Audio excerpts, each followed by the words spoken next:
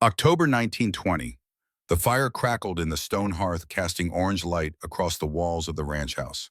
Outside, autumn wind moved through the pines like something alive. Inside, two men sat in silence, broken only by the whisper of blade against wood. Elijah Thorne was 77 years old. His hands thick with calluses and rope scars moved the carving knife with the precision of a surgeon. Pine shavings fell to the floor in pale curls. The shape emerging from the wood was a horse. Small, delicate, a mare with her head lowered as if in rest or prayer. Thomas Thorne watched his grandfather work. The boy was 19, wearing the olive uniform of the United States Army. His deployment order sat folded in his pocket. In 3 days, he would board a train east. From there, a ship. From there, whatever waited in the chaos of post-war Europe. The silence between them was comfortable. 5 generations of Thornes had learned that some things required no words. Thomas broke it anyway. "Grandpa, you ever been afraid? Really afraid?" The knife paused. Elijah's pale eyes still sharp despite 7 decades of mountain sun lifted to his grandson's face, then returned to the carving. "Every man who says he hasn't is a liar or a fool. The war isn't the only thing worth fearing." Thomas shifted in his chair. The uniform was new, stiff. It made sounds when he moved that reminded him he was no longer just a rancher's grandson. Elijah set the knife down, held up the carved horse to the firelight, turned it slowly, examining shadows and curves. The mare was nearly finished. He'd been working on it for 3 evenings now, ever since Thomas had told them about the deployment. "Your grandmother wasn't my first wife." Thomas knew this. Everyone knew this. But Elijah never spoke of it, never spoke of the years before Catherine, never spoke of Texas or the grave in the red clay or the long ride west into silence. "First one died young," Elijah continued. His voice had the quality of stones grinding together. Rough, unused to confession. "Fever, they said. Took me 30 years to learn it wasn't fever at all. It was murder." The fire popped. Thomas said nothing, waiting. "You never talk about how you met Grandma." Elijah turned the carving in his hands. The mare's legs were thin, fragile, but the neck was strong, the head held at an angle that suggested both exhaustion and dignity. She arrived on a night like this, storm coming down from the peaks, riding a horse that should have been dead 3 days prior. He ran his thumb along the mare's carved mane. "This was Grace, the horse that brought your grandmother to me. By the time they reached my door, Grace had been shot twice, rode 70 miles through mountains in a blizzard, and still refused to stop. That mare taught me something about duty I'd forgotten." Thomas leaned forward, the fire reflected in his eyes. "What happened to her?" Elijah was quiet for a long moment. Then he set the carving on the table between them. The small wooden horse lay on its side, still, forever mid-journey. "November 1882. I was 39 years old. Lived alone for 5 years. Spoke maybe 20 words a month. Thought I'd die in those mountains. Alone, forgotten." He looked at Thomas. "Then Grace found me." The wind outside rose. Somewhere in the darkness an owl called. Elijah stood, moved to the window, looked out at nothing, at everything. "Listen close, boy, because what I'm about to tell you I've only told one other person, and she lived it with me." Thomas settled into his chair. The fire burned, the night deepened, and Elijah Thorne began to speak of 1882. Act 1, The Mountains Remember the Trapper's World, November 1882. The Rocky Mountains of Colorado Territory. Dawn came cold and colorless to the high valley. Elijah Thorne woke without alarm. His body had learned the rhythms of light and dark over 5 winters. No clock, no bells, just the slow brightening of the world beyond his single window.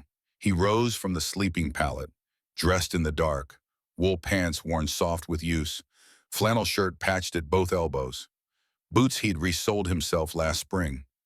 Everything about the cabin was spare, functional, nothing wasted, nothing extra.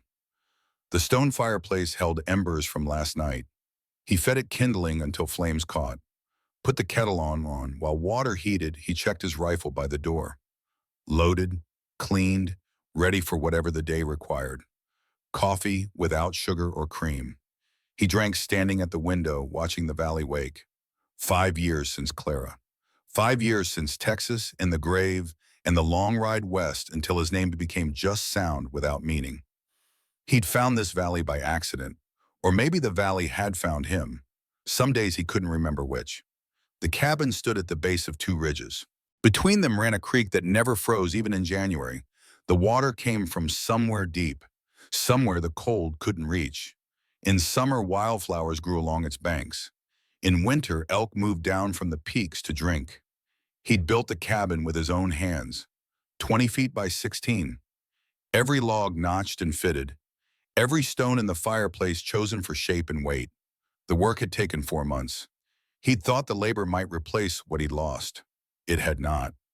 The sun climbed. He finished his coffee, checked the weather through instinct and observation.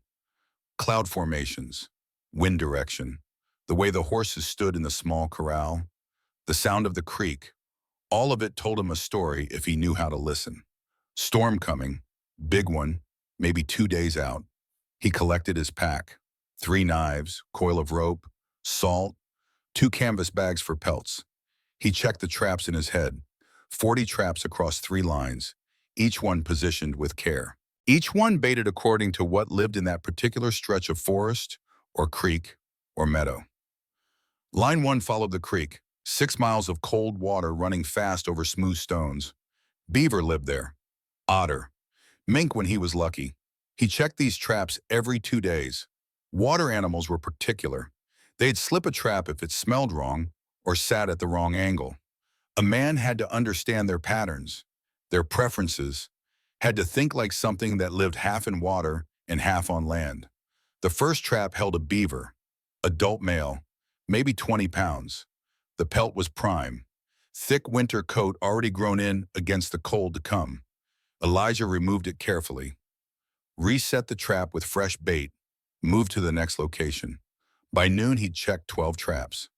3 beaver, 1 underarm, 4 empty, 2 sprung without catch, which meant he'd been outsmarted. He'd reset those with different bait. Try again. The work was mechanical, methodical. Check, remove, reset, move. His hands knew what to do. His mind could wander. He thought about pelts and prices.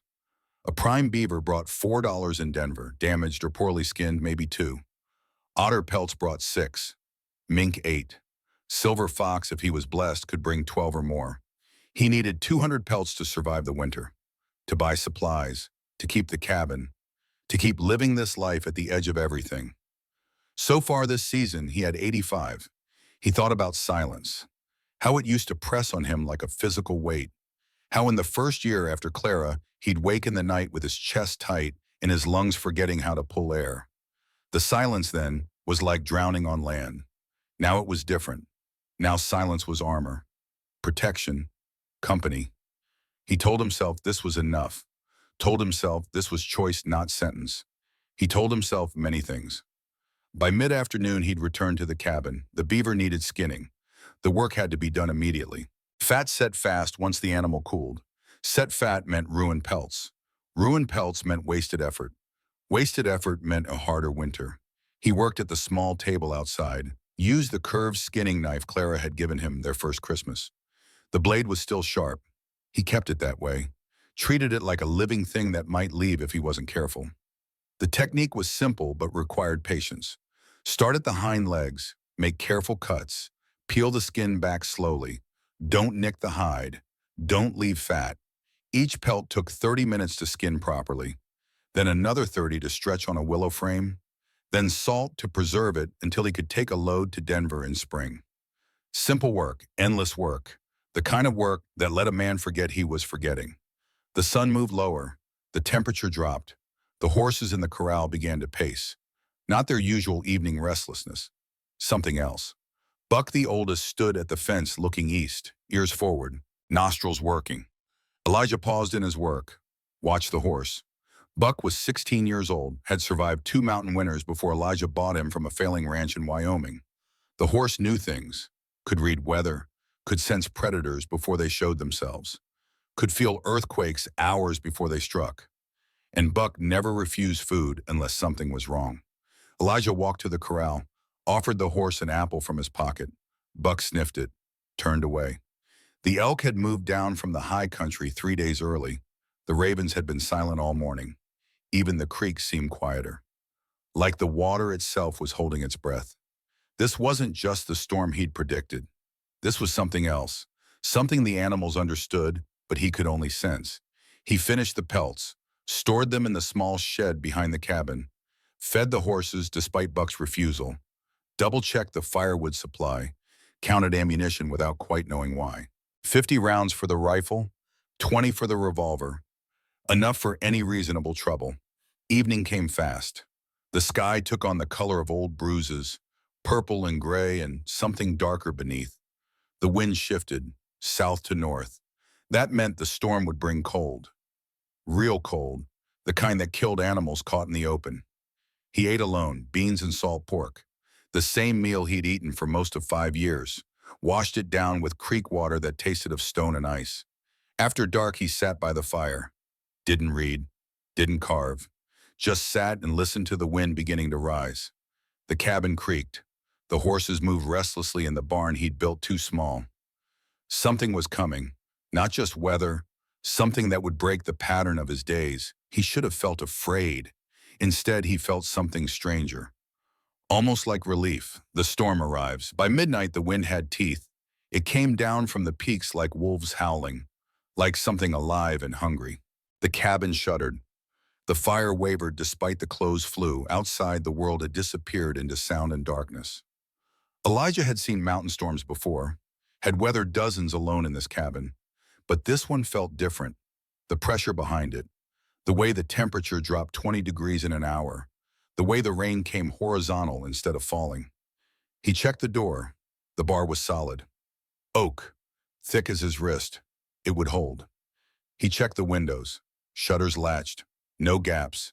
He checked the fire, banked properly, enough wood inside to last until morning. Everything secure, everything ready.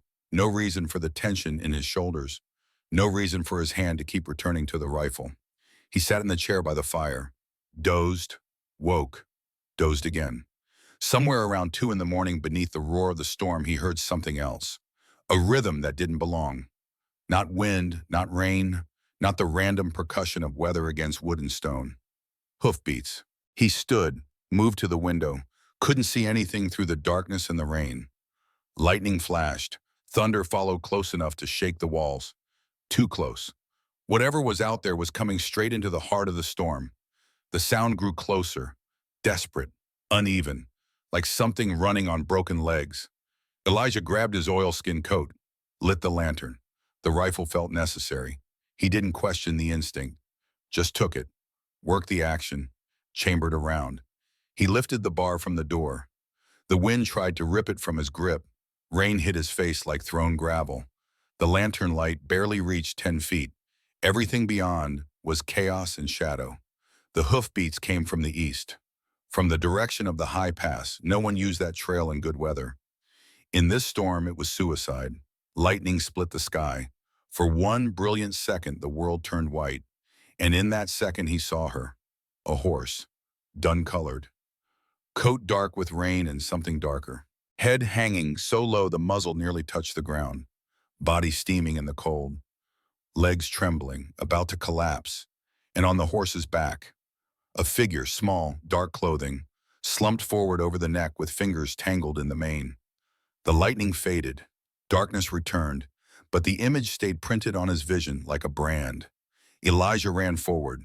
His boots hit mud and immediately began to slip. The rain was turning the yard to soup. He kept his balance through practice and desperation. Reached the horse just as her front legs buckled. The mare went down with a sound that was almost human, a groan that spoke of effort beyond endurance, of will holding flesh together past the point where flesh should surrender. Elijah caught the rider as she fell. She was light, lighter than seemed possible for a fully grown woman. He pulled her clear as the horse hit the ground on her side. Legs splayed, breathing in short, wet gasps. In the lantern light, he could see the wounds now. 2 of them, bullet holes. The first was in the horse's flank, a clean shot through muscle, but deep. The kind of wound that bled slow but constant, that weakened with each mile, that should have dropped the animal within hours. The second was in the shoulder, A graze, older, maybe a day old. The blood there had dried and washed away in the rain. Two different shots, two different angles, two different shooters. Someone had been hunting this woman, and the horse had carried her through it all. The mare's sides heaved, her eyes rolled showing white. Not pain, something else. Something that looked almost like apology. Elijah stood frozen in the rain holding an unconscious stranger, staring at a dying horse. And for the first time in 5 years, he spoke to another living soul. "I'm sorry."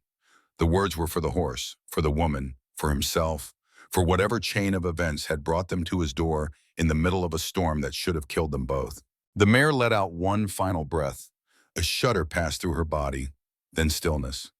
Catherine Shaw's fingers were still tangled in the dead horse's mane, even unconscious, even dying herself perhaps. She had not let go. Elijah carried her inside. Act 2, the burden shared first night. The woman was ice cold. Elijah laid her on the bed. The only bed in the cabin? His bed. He'd slept on the floor before when fever had him. He could do it again. He built the fire high. The cabin filled with heat and light. Too much light. It made the woman's condition clear. She wasn't just cold. She was hypothermic. Her lips were blue. Her skin had the waxy quality of flesh that had been too cold for too long. Her pulse fluttered beneath his fingers like a trapped moth.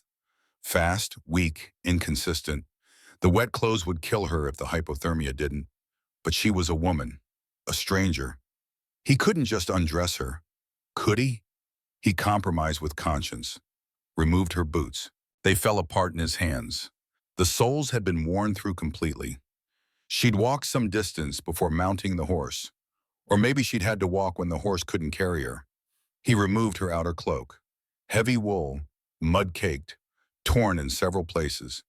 Beneath it was a dress, black fabric, and at the collar visible despite the grime, a white band, a nun's habit. Elijah stopped, stared at the collar. The implications crashed over him like cold water. A nun. He was sheltering a nun who'd been shot at, who'd ridden 70 miles through mountains on a dying horse, who'd arrived at his door like something out of prophecy. He wrapped her in both his blankets, positioned her near the fire but not too close. Burning was as dangerous as freezing. He elevated her feet on his pack, improved circulation that way, checked her pulse again, stronger. Maybe. Or maybe he just wanted it to be. He sat in the only chair, watched her breathe. Each inhalation was a victory, each exhalation a gamble. The storm raged, lightning painted the windows, thunder made the stones shake. The world outside was ending and being born again in cycles measured by heartbeats. He checked her pulse every 30 minutes, adjusted the blankets, kept the fire fed. This was all he could do. Keep her warm, keep her breathing, wait for dawn. Somewhere around 4 in the morning, she began to shiver. Violent, full-body convulsions. He knew what this meant, the body warming itself, fighting back. This was good. This meant she might survive. He made coffee, not for himself, for her, if she woke. Dawn came gray and cold. The storm had diminished to steady rain, the kind that would last all day, the kind that turned the world to mud and mist. The woman still slept, but her breathing was normal now, her color better. The blue had faded from her lips. Elijah stood at the window, looked out at the yard. Grace lay where she'd fallen. The rain had washed most of the blood away. What remained was mud and a body and the implication of sacrifice. The mare looked smaller in death, more fragile, like she'd been held together by will alone and now that will had released her. He owed her a burial. The woman would want that, would need that when she woke. If she woke. Behind him cloth rustled. He turned. Catherine Shaw's eyes were open. She didn't move, didn't speak, just watched him with eyes the color of wet earth, measuring, assessing, trying to understand where she was and whether she was safe. Elijah didn't move either, didn't want to startle her. The silence stretched. Outside, the rain continued its steady percussion. Finally, Catherine spoke. Her voice was low, hoarse. Each word seemed to cost her something. The horse. Not a question, a statement, but one that demanded response. Elijah's throat was dry. He hadn't spoken to another person in months. The words came out rough, unused. She didn't make it. She was shot. She... But Catherine was already moving, pushing the blankets aside, swinging her legs over the side of the bed. Her bare feet touched the floor. She tried to stand. Her legs gave out immediately. Elijah crossed the cabin in 3 strides, caught her before she hit the floor. For a moment they stood like that, his hands on her arms, her hands gripping his shirt, their faces inches apart.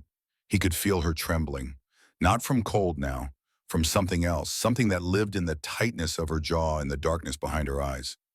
"Let me go." He did. She walked to the door. Each step required visible effort. She opened it, gray light spilled in, the smell of rain and mud and something underneath that might have been death. Catherine stepped off the porch, into the mud, barefoot. She walked to where Grace lay, knelt in the mire beside the mare's head, placed one hand on the still muzzle. Elijah watched from the doorway, gave her space, gave her time. She stayed there for 10 minutes. Her lips moved, praying perhaps, or saying goodbye, or making promises to a dead horse that had given everything. When she finally stood, her eyes were dry. Her face was stone. Grief didn't look like he'd expected. It looked like something that would break mountains if given time. She turned, scanned the yard, saw the shovel leaning against the barn, walked to it, picked it up, began to dig, the burial. The ground was soft from the storm. That was the only mercy. Catherine drove the shovel into the earth 5 feet from where Grace lay. The first attempt barely penetrated. She was using her arms, not her body weight, using strength she didn't have. 5 minutes of digging produced a shallow scratch in the mud. Not even a grave, just evidence of intention. 10 minutes. She was breathing hard, arms shaking, the shovel getting heavier with each attempt. Mud clung to the blade, clung to her hands, clung to her dress, which was already soaked through from the rain. Elijah watched from the porch. He should stop her. She'd hurt herself. She'd collapse. She was barely recovered from hypothermia and hard riding and whatever had driven her into the mountains in the first place. He should bring her inside, force her to rest, explain that he'd bury the horse himself. Instead, he went to the barn, got the second shovel, walked to a spot 10 feet from where she dug, and began his own hole. She glanced at him. Once, quick, sharp, then returned to her work. They dug in silence. Elijah worked with the efficiency of 5 years chopping wood and digging fence posts and clearing land. Drive the shovel with your foot, not your arms. Lift with your legs, not your back. Throw the dirt to the side, not behind you, where it'll just slide back down. Catherine watched from the corner of her eye, adjusted her technique, started using her body weight, started lifting properly. She was still weak, still slow, but she was learning.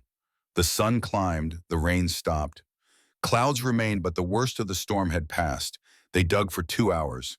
The hole grew, 6 feet long, 4 feet wide, 4 feet deep, deep enough to keep scavengers out, deep enough to show respect. Elijah's hands ached, his shoulders burned. He was used to physical labor, but this was different. This was digging with purpose, with witness. For the first time in 5 years, someone was watching him work. It changed things in ways he didn't understand. When the grave was deep enough, he fetched rope from the barn, tied it around Grace's chest. Professional knots, the kind that would hold weight without slipping. Catherine helped without being asked. She knew horses, knew how to handle dead weight. Together they dragged the mare to the grave's edge, rolled her in as gently as possible. Grace settled on her side, legs folded beneath her, head facing east, toward sunrise, toward wherever horses went when the running was done. Catherine climbed down into the grave. Elijah started to protest. She ignored him, arranged the mare's head carefully, brushed mud from the closed eyes, positioned the body with care that suggested ritual. From her habit pocket, she pulled a handful of something. Corn kernels, yellow and red, mixed. She scattered them over Grace's body, whispered words in a language that wasn't English, wasn't Spanish, something older. When she climbed out, her hands were shaking again, but her face was still stone. They filled the grave together, took turns, one digging while the other rested. The dirt fell on Grace with sounds like soft percussion, like rain on leaves, like the world covering what it couldn't keep. When the hole was full, they packed it down with their feet. The mound rose. Obvious, unavoidable, a scar in the earth that would take years to fade. Catherine stood at the head of the grave, hands at her sides, looking down. She brought me here. Elijah said nothing, waiting. 3 days, through the mountains. She did not stop. Her voice was steady, controlled, but something underneath threatened to crack through.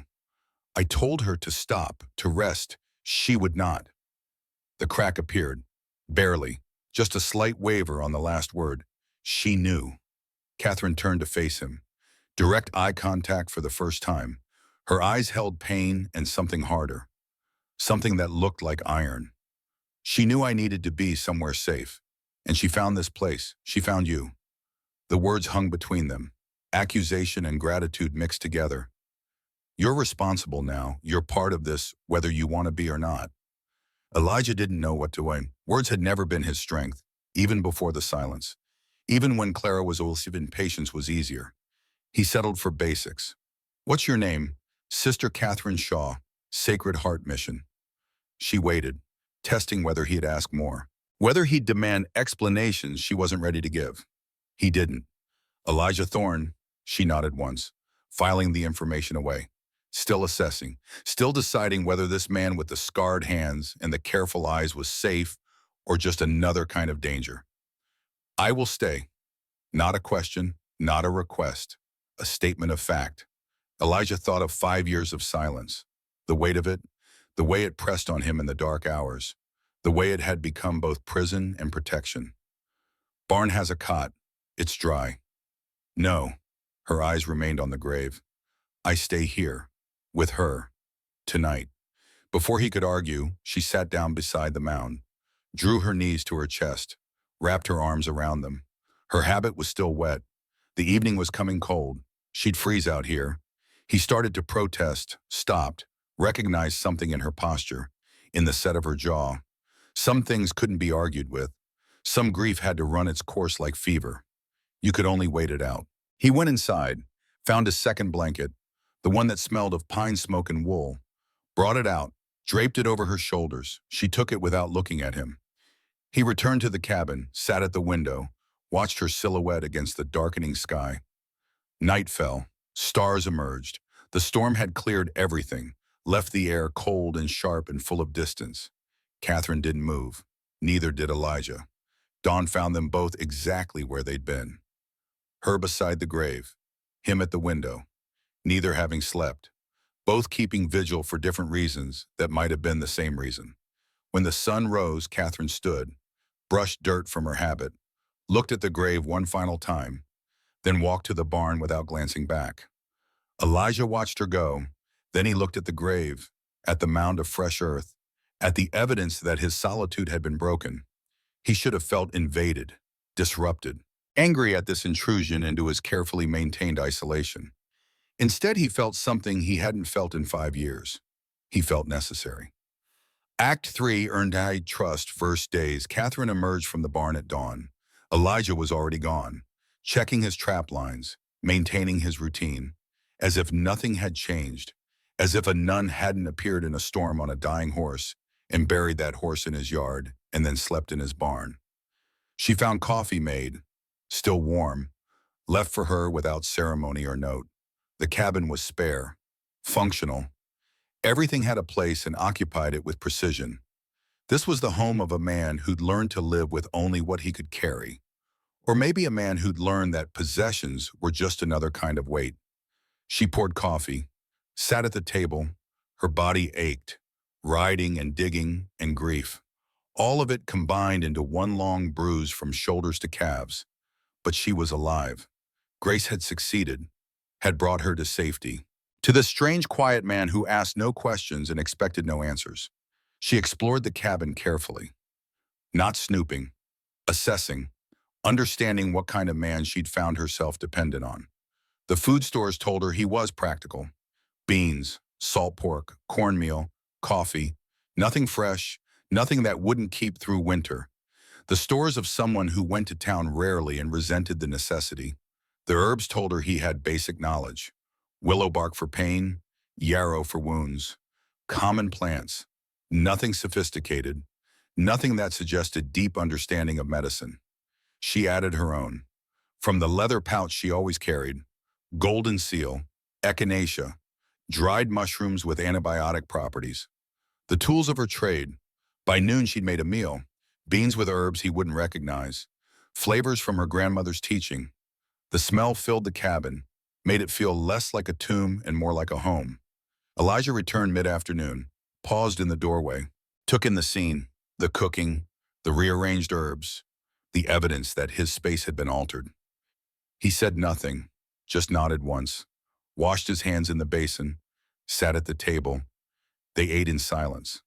Not awkward, not forced, just two people sharing food and space without feeling the need to fill emptiness with words. After the meal, Catherine spoke. "You live alone." Statement, not question. "Yes." She waited. He'd either explain or not. She wouldn't push. "Had a wife. She died. I had a father. He died too." The exchange was simple, direct. An understanding reached through shared loss. Neither needed details. Neither would offer them unless asked. The horse was his. Elijah looked at her. Really looked. For the first time seeing past the wet nun who'd appeared in the storm, seeing the woman underneath. Young, maybe late 20s, strong despite her size. Eyes that had witnessed things they shouldn't have had to witness. He raised her from a foal, Catherine continued. Sacred Heart Mission kept a small stable. For the priests who traveled. For supply runs. My father was the veterinarian. When Grace was born, she was too weak to stand. The other horses wouldn't go near her. Wouldn't nurse her. She should have died. Catherine's hands wrapped around the coffee cup. Not for warmth, for something to hold. My father stayed in the barn for 3 weeks, fed her every 2 hours with milk-soaked cloth, never missed once, slept beside her stall. The other priests thought he was mad, wasting time on an animal that would die anyway. But she didn't die. No, she got strong, stronger than the other horses. My father said she had a spirit that would not break, no matter how hard the world tried.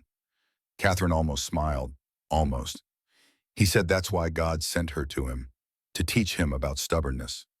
Elijah thought about that, about stubbornness, about refusing to die when dying would be easier, about carrying someone 70 miles on bullet wounds because the alternative was unacceptable. He was right. Catherine nodded, set down her cup. I should know your land, if I'm staying.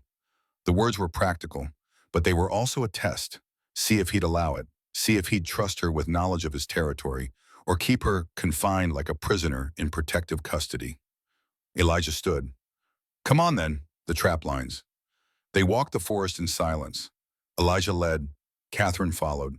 He moved like someone who'd become part of the landscape, each step placed with awareness, each branch pushed aside without breaking, each sound logged and identified without conscious thought. This was line 2, the forest traps. Mink, marten, fox if he was lucky. The first trap held a mink, small, maybe 8 inches long. The pelt would bring $6 if prepared correctly. Elijah worked efficiently, removed the animal, reset the trap, fresh bait, marked the spot with a notched stick. Catherine watched, not asking questions, learning through observation. At the second trap, Elijah paused, gestured for her to step forward. You try. She approached carefully. The trap had been sprung, but was empty. Whatever had taken the bait was smart enough to avoid the mechanism. Or lucky. Catherine examined the setup, the placement, the angle, the bait position. Then she reset it, used a stick to handle the spring, positioned the bait more carefully, covered the trap with leaves and pine needles. Elijah said nothing, but he nodded. Once. Small approval. They continued. By mid-afternoon, they'd checked 12 traps. 3 mink, 1 marten, the rest empty or outsmarted. At the creek, Catherine knelt, cupped water in her hands, drank. Then she checked the horses drinking downstream, studied their stance, their breathing. Buck's shoe is loose. Elijah looked at his oldest horse, hadn't noticed. But now that she mentioned it, yes, the way the animal favored that foot. Slight but present. The pack horse has a cough. Again, she was right. A small wet sound when the animal exhaled. Father taught you. Mission had trap lines, small ones, to teach the boys a trade. I learned alongside them. She stood, brushed dirt from her habit. Buck's shoe needs attention soon, before it comes off completely. The cough can be treated. Steam with pine needles, 3 times a day for a week. Practical knowledge, earned through experience, not theoretical. She'd done this before, had worked with animals, knew what she was talking about. Elijah filed this information. This was a competent woman, capable, not helpless despite appearances, not fragile despite the habit and the trauma and the desperate arrival. The next day, he reshoed Buck properly, treated the pack horse with pine steam. Both remedies worked. Catherine noticed, said nothing, but her small nod of approval matched his from the trap line. Respect earned, both directions, through competence, not words. The fever day 5. Elijah woke sweating. He'd ignored the wound for 2 weeks. The trap spring that had broken and caught his side. Just a scratch, he'd told himself. Nothing serious. He'd cleaned it once, put yarrow powder on it, forgotten about it. Now the wound was hot, red streaks spreading from the edges, the skin around it tight and angry. He made coffee, forced himself through morning routine. But everything hurt. His body felt heavy, disconnected, like his mind was floating slightly above his flesh. Catherine noticed immediately, said nothing, watched.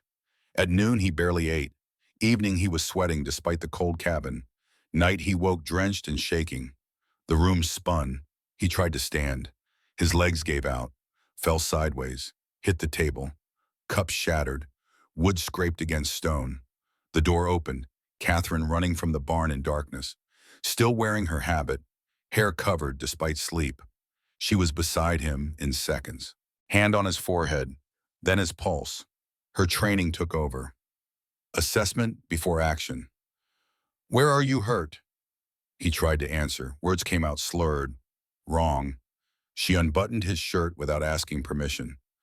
Found the wound, small, innocuous looking, but the red streaks told the truth. How long? 2 weeks. Fool. She moved with purpose, built the fire high, boiled water. From her pouch came herbs he didn't recognize. Willow bark for fever, yarrow to stop bleeding and fight infection, golden seal as antibiotic, echinacea to boost his failing immune system. She made tea, bitter, strong, held his head up, forced him to drink. He tried to resist. She was stronger than she looked. Or maybe he was weaker than he thought. This will hurt. He nodded, barely conscious, but understood. She heated his knife in the fire, cleaned it with whiskey, then she cut. Pain exploded, white and sharp and complete. He gripped the blanket, made sounds he'd forgotten he could make. But he didn't scream. Mountain men didn't scream. Green pus drained from the wound. The smell was rot, death, the smell of flesh giving up. Catherine cleaned the cavity, whiskey first, then hot water, then a paste made from golden seal and something else. She packed the wound with cloth, bound it tight with strips torn from her petticoat. The fever still raged. She sat beside the bed, wiped his face with cool cloth, made him drink water every 30 minutes, didn't sleep, just watched and waited. In delirium, he spoke to Clara, apologized, begged forgiveness for failures real and imagined. Catherine didn't respond, didn't judge, just kept the vigil. Dawn. The fever broke. Sudden, dramatic. One moment burning, the next cold sweat. Elijah opened his eyes, clear for the first time in hours, saw Catherine sitting there, face exhausted, but satisfied. You saved me. You saved me first. I gave you a blanket. You gave me shelter. You didn't ask questions. You helped me bury Grace, she paused, looked at him directly. That is more than most would give. He wanted to argue, wanted to say he'd done nothing special, that any decent person would have done the same. But he knew that wasn't true, knew that most people would have turned away a wet nun on a dying horse, would have called it trouble, would have protected themselves first. Thank you, he said. She nodded, stood, poured coffee, brought it to him. You'll rest today. Tomorrow you may work, but today you rest. It wasn't a suggestion. It was an order. And Elijah Thorne, who hadn't taken orders from anyone in 5 years, found himself obeying. Act 4, the truth revelations. Day 10, they'd fallen into routine. Morning trap checks together, afternoon separate tasks, her medicine preparation, his equipment repair, evening meals shared in growing comfort. They talked more now, not constantly, but the silence between words was different, no longer isolation. Something shared, something that didn't need filling unless there was something worth saying. Catherine had visited Grace's grave every morning and evening, but she spent less time there now. The vigil was ending. Grief was changing shape, becoming something she could carry instead of something that carried her. That morning, checking line 2, she stopped walking, stood still. Elijah stopped too, waited. "I need to tell you something." He said nothing, gave her space.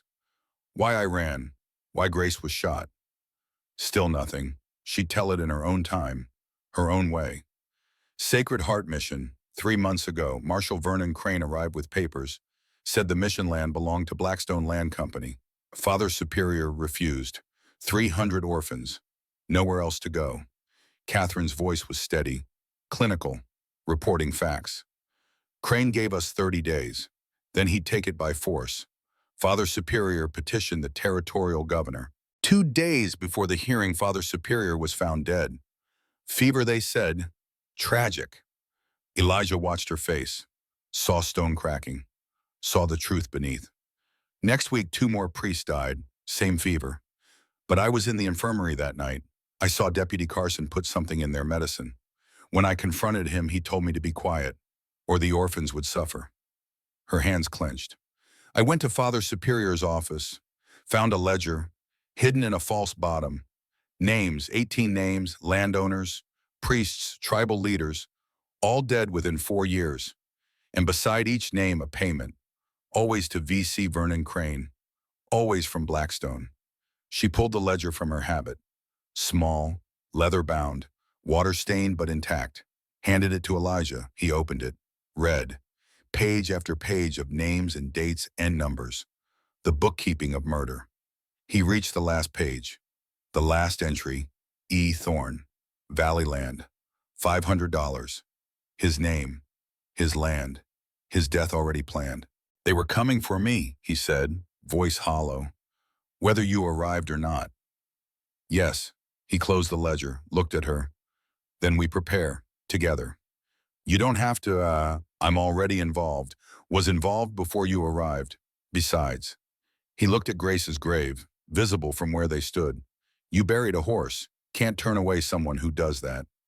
Catherine searched his face, looking for doubt, for fear, for the moment when he'd realize the danger and change his mind. She found none of those things. Why, she asked. Why would you time for this? Elijah thought about 5 years of running, about Clara's grave in Texas, about silence that was both prison and protection, about a wet nun who'd appeared in a storm and broken through all of it. Because running didn't work for me. Maybe standing will. They walked back to the cabin in silence. But it was different silence now. Not isolation. Partnership. That evening they made plans, counted ammunition, discussed strategy. 2 people against the territorial marshal, and however many men he'd bring. The odds were poor. The outcome uncertain. Death was a real possibility. But for the first time in 5 years, Elijah Thorne felt like he was moving towards something, instead of away from it. And somewhere in the darkness, Grace's grave held its secrets. The mound of earth where a horse had been buried, where a bond had been forged, where 2 broken people had found something worth fighting for. The story was only beginning. Day 11. The ledger lay open on the table between them. Morning light made the ink seem fresh, made the names seem alive. Elijah studied the patterns, not with panic, not with fear, with the same methodical attention he gave to trap lines and weather signs. Information was survival. Understanding was the only advantage they had. 18 names across 4 years. He traced the timeline with his finger. Vernon Crane took 4 to 5 months between kills. Sometimes 6, never less than 3. The last entry was 3 months old. Father Superior James Ryan, Sacred Heart Mission. That meant Elijah had maybe 2 months, maybe less. The methods varied. 7 deaths marked as fever, poisoning almost certainly, 6 marked as accidents, staged falls, equipment failures, things that could be explained away. 5 marked as bandit attacks, direct murder made to look like random violence. The payments increased over time. The first kill 4 years ago brought $300. The most recent brought $800. Elijah's entry sat at 500, mid-range. That told him something. Crane expected moderate difficulty, not easy, but not impossible. He'll send someone first, Catherine said. She sat across from him, her hands wrapped around coffee that had gone cold. To assess, see if you're a threat, see if you're alone. How do you know? Because that's what he did at the mission. Watched us for 2 weeks before acting. Counted the priests, noted who came and went. He plans Elijah. He doesn't rush. Elijah nodded.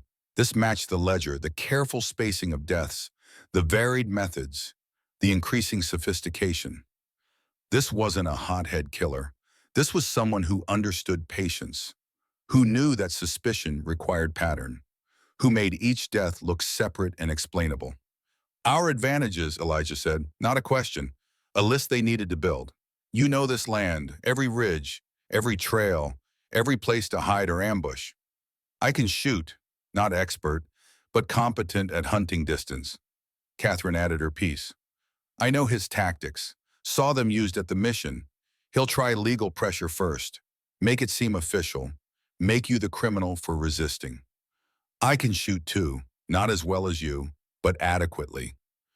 Elijah looked at her, the nun who could shoot, who could reset traps and diagnose horses and perform surgery with a heated knife, who'd ridden 70 miles on a dying horse rather than surrender. Winter's coming, he continued. That limits his options. Can't lay siege in deep snow, can't bring wagons up the pass, can't maintain position without shelter. We have the ledger, evidence, if we can get it to the right person. That was the problem, the knot in the plan, how to get evidence out without leaving themselves vulnerable. If Elijah left, Catherine was alone. If Catherine left, she was the primary target. If both left, they abandoned the only defensible position for miles. They needed a third party, someone they could trust, someone who wouldn't be intimidated by a territorial marshal's badge. Cedar Ridge, Elijah said. 2 days' ride, there's law there. Crane owns Cedar Ridge, or Blackstone does. Same thing. Not everyone. Can't buy everyone. Catherine looked doubtful, but what choice did they have? They couldn't fight Crane alone, couldn't outlast him, couldn't run because running just moved the problem. They needed allies, or they needed to become so much trouble that Crane made mistakes. We prepare, Elijah said. Assume he comes in force. Assume we're alone, build everything on worst assumptions. Then if we get help, it's blessing. If we don't, we're ready. Catherine nodded, closed the ledger. The names disappeared, but they'd both memorized them. 18 people who'd stood against Blackstone. 18 people who'd lost. They would be 19 and 20, or they would be different. Fortress. They spent 3 days transforming the cabin. Elijah worked on the windows first. Boarded the lower half of each one with thick pine planks. Cut firing slits in the upper portions. Narrow, angled, enough to shoot through, not enough for return fire to enter easily. Catherine worked on supplies. Water was critical. She filled every container they had. Buckets, barrels, pits, clay jugs. 40 gallons stored inside the cabin. 2 weeks' worth if they were careful. Longer if they rationed. Food came next. Everything from the small shed moved inside. Beans, salt pork, cornmeal, coffee, dried apples, smoked venison. Enough for a month if they ate sparingly. Enough for 2 weeks if they ate normally. The door received attention. Elijah reinforced it with iron brackets scavenged from old traps, added a second crossbar, tested the hinges. They'd hold against battering. Might not hold against fire, but fire was a problem they couldn't solve. Not with a wooden structure. The root cellar, Catherine said on day 2. Can we dig an exit? Elijah considered. The root cellar was small, 6 feet by 6 feet, dug into the hillside behind the cabin. used for storing potatoes and keeping things cool. But it could be more. They spent a day digging. Slow work. The tunnel didn't need to be large, just wide enough for a person to crawl through. They angled it toward the tree line, 30 feet of digging, emerging behind a fallen log that would provide cover. Emergency exit, last resort. But having it meant having options. Ammunition came next. Elijah counted carefully. 180 rounds for the rifles, 40 for the revolver, 20 for the shotgun, not enough for extended siege, but enough if they made shots count. He divided the ammunition. 4 caches, one by the front window, one by the side window, one in the loft, one by the back door. If they got separated, both would have access. If one position was compromised, they had others. Catherine prepared the medical supplies, rolled bandages from cloth strips, 20 of them. Each one boiled and dried, organized her herbs by use, pain management in one pouch, infection treatment in another, fever reduction in a third. She wrote instructions on bark with charcoal. If she was incapacitated, Elijah would know what to use. Evening of day 3, they practiced. Catherine with the rifle. She'd improved from adequate to competent, could hit a man-sized target at 50 yards. Not every shot, but enough. The bow was better for her, quieter, more intuitive. She could hit targets at 60 yards consistently. Elijah taught her breathing, trigger squeeze, how to lead a moving target. She taught him patience, how to wait for the shot, how to trust the moment would come. They practiced in shifts, 4-hour rotations, one watching while the other rested, learning to sleep light, to wake fully alert, to trust the other person's vigilance. On evening 3, Catherine asked about trapping. The season, you'll lose it. If siege happens, yes. That's most of your income. Elijah shrugged. Money's no good if you're dead. Still, a year of work, gone. He looked at her, really looked. This nun who worried about his trapping income while preparing to fight for her life. Worth it? She asked. We'll find out. But he already knew the answer. Had known since he'd seen Grace die in his yard, since he'd watched Catherine sit beside that grave all night.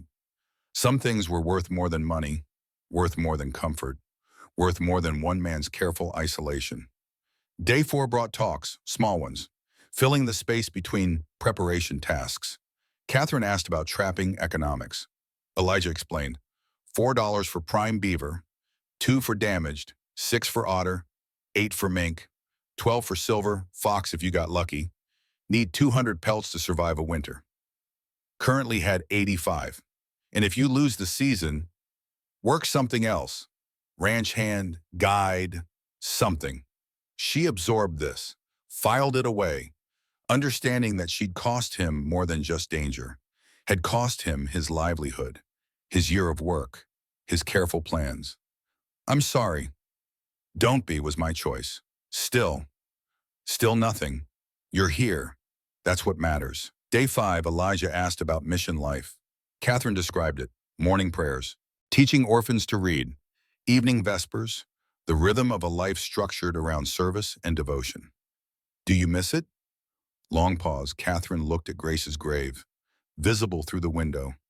I miss the children, not the safety. Safety's not always good. Safety's a cage if you're afraid to leave it. Elijah understood that, had been living in his own cage for 5 years, built it log by log, convinced himself it was protection when really it was prison. After this is over, he said, what will you do? Catherine's hands tightened on her coffee cup. Don't know. Can't go back to the mission. Crane knows I was there. He'll watch it. Wait for me to return. You could stay here. The words came out before he'd fully formed the thought. He didn't take them back. She looked at him, her dark eyes searching his face, looking for meaning behind the offer. Could I? He didn't answer, but he didn't look away either. Outside evening was falling. The mountains turned purple, the valley filled with shadow, and somewhere out there Vernon Crane was making plans. But inside 2 people sat in comfortable silence, building something that might have been trust, or might have been the beginning of something neither could name yet. The Watcher, day 14, morning. Elijah was checking line 3, The meadow traps, open country, good sightlines. He scanned the ridges from habit, making sure nothing watched him watching. Movement, far ridge, east side. A man on horseback, too far for details. But wrong place, wrong time. Nobody used that trail. It ended at a cliff face. No reason to be there unless you were watching something below, unless you were watching him. Elijah didn't react visibly, kept checking traps, moving normally, but his mind was racing. First contact. The scout Catherine had predicted. Someone assessing, counting, deciding how much force would be needed. He finished the trap line. Returned to the cabin at normal pace. No hurry, no obvious concern. Don't let the watcher know he'd been spotted. Catherine was grinding herbs at the table. Looked up as he entered. Read his face immediately. Someone's watching. Not a question. One rider, far ridge, could be innocent, but isn't. No. She set down the pestle. How long before more come? Days, maybe a week, depends what he reports. They moved to high alert, both armed at all times. Night watches in 4-hour shifts, horses kept in the barn, locked and guarded, fire kept low after dark, no unnecessary light, no sounds that would carry. Day 15. The rider appeared again, different location, still watching, still assessing. Elijah tried to circle behind once, move through the trees, get close enough to identify. But the rider was good, knew the land, disappeared before Elijah closed the distance. Former scout, Catherine said. Military trained, Crane uses them. Men who know how to watch without being seen. Day 16. More sightings, always distant, always careful. The pattern was clear. Professional surveillance. Building a picture of their defenses, their habits, their vulnerabilities. Day 17. Morning. Elijah found something new. A note, pinned to the fence post. Hadn't been there at dawn. He'd checked. This was fresh, left sometime between dawn and full light. Paper, good quality, written in neat hand. What you took, leave territory, no harm. No signature, didn't need one. He brought it inside.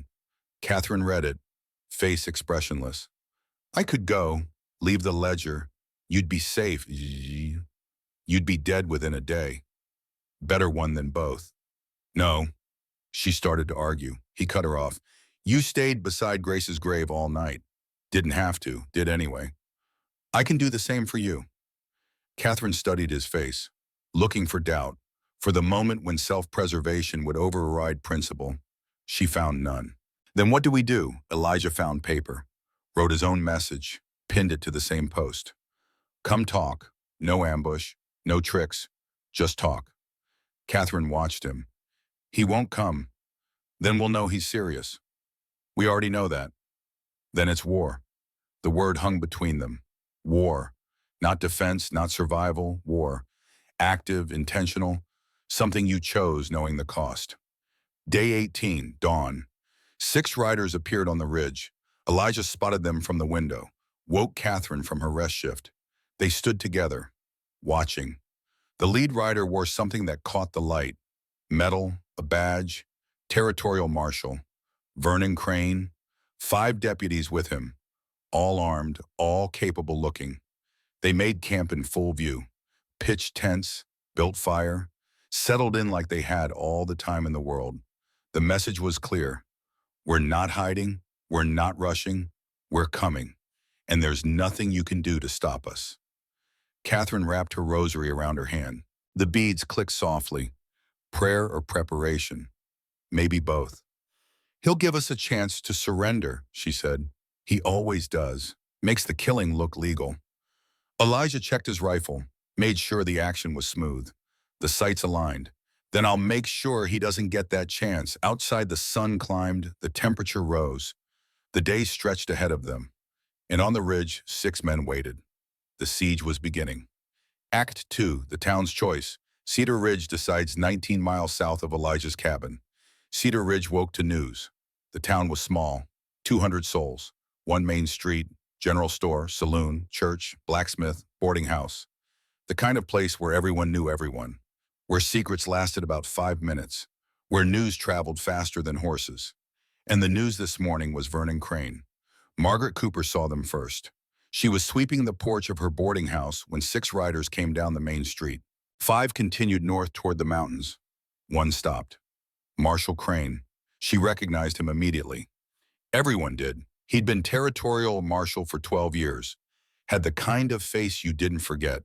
Hard, weathered, eyes that assessed everything and gave away nothing. He dismounted, tipped his hat, smiled like they were old friends. Mrs. Cooper, fine mornings. Marshall, what brings you to Cedar Ridge? Law business, nothing that concerns you. But his eyes said different, said everything concerned him, said he was here for a reason and that reason wasn't friendly. Margaret had lived 52 years, buried a husband, raised 3 children alone, ran a business in country that didn't make things easy for widows. She'd learned to read men, to see through smiles and polite words to the truth underneath. This man was dangerous. You'll be wanting a room. Just for the night, my men are heading north. I'll catch up tomorrow. North to where? That's law business, ma'am. He paid in advance. Gold coin. More than necessary. Trying to buy goodwill. Or silence. She took it because refusing would raise questions. But she didn't like it. By noon, the whole town knew. Marshall Crane was here. His deputies had gone north. Toward the high valley. Toward the trapper who lived alone. By evening, Reverend Nathaniel Byron had called a meeting. The church was the only building large enough to hold a crowd. White clapboard, simple cross, pews that seated 60 of people squeezed. Tonight 20 came. Not the full town, but the voices that mattered. Margaret Cooper, town conscience, respected, trusted. William Hartford, rancher, practical, influential, controlled grazing rights for half the valley. Dr. Henry Blackwell, educated, cautious, only medical man within 30 miles, and scattered through the pews others, shopkeepers, farmers, miners, people who'd lived here long enough to care what happened. Vernon Crane stood at the front, confident, comfortable, like he'd done this before, because he had. Appreciate you all coming in. I'll make this brief. I'm hunting a fugitive. Knew him from Sacred Heart Mission, stole valuable property, fled into the mountains. Have reason to believe she's hiding with a trapper. Man named Thorne. Murmurs through the crowd. Some knew Elijah. Most knew of him. The hermit in the high valley. Kept to himself. Caused no trouble.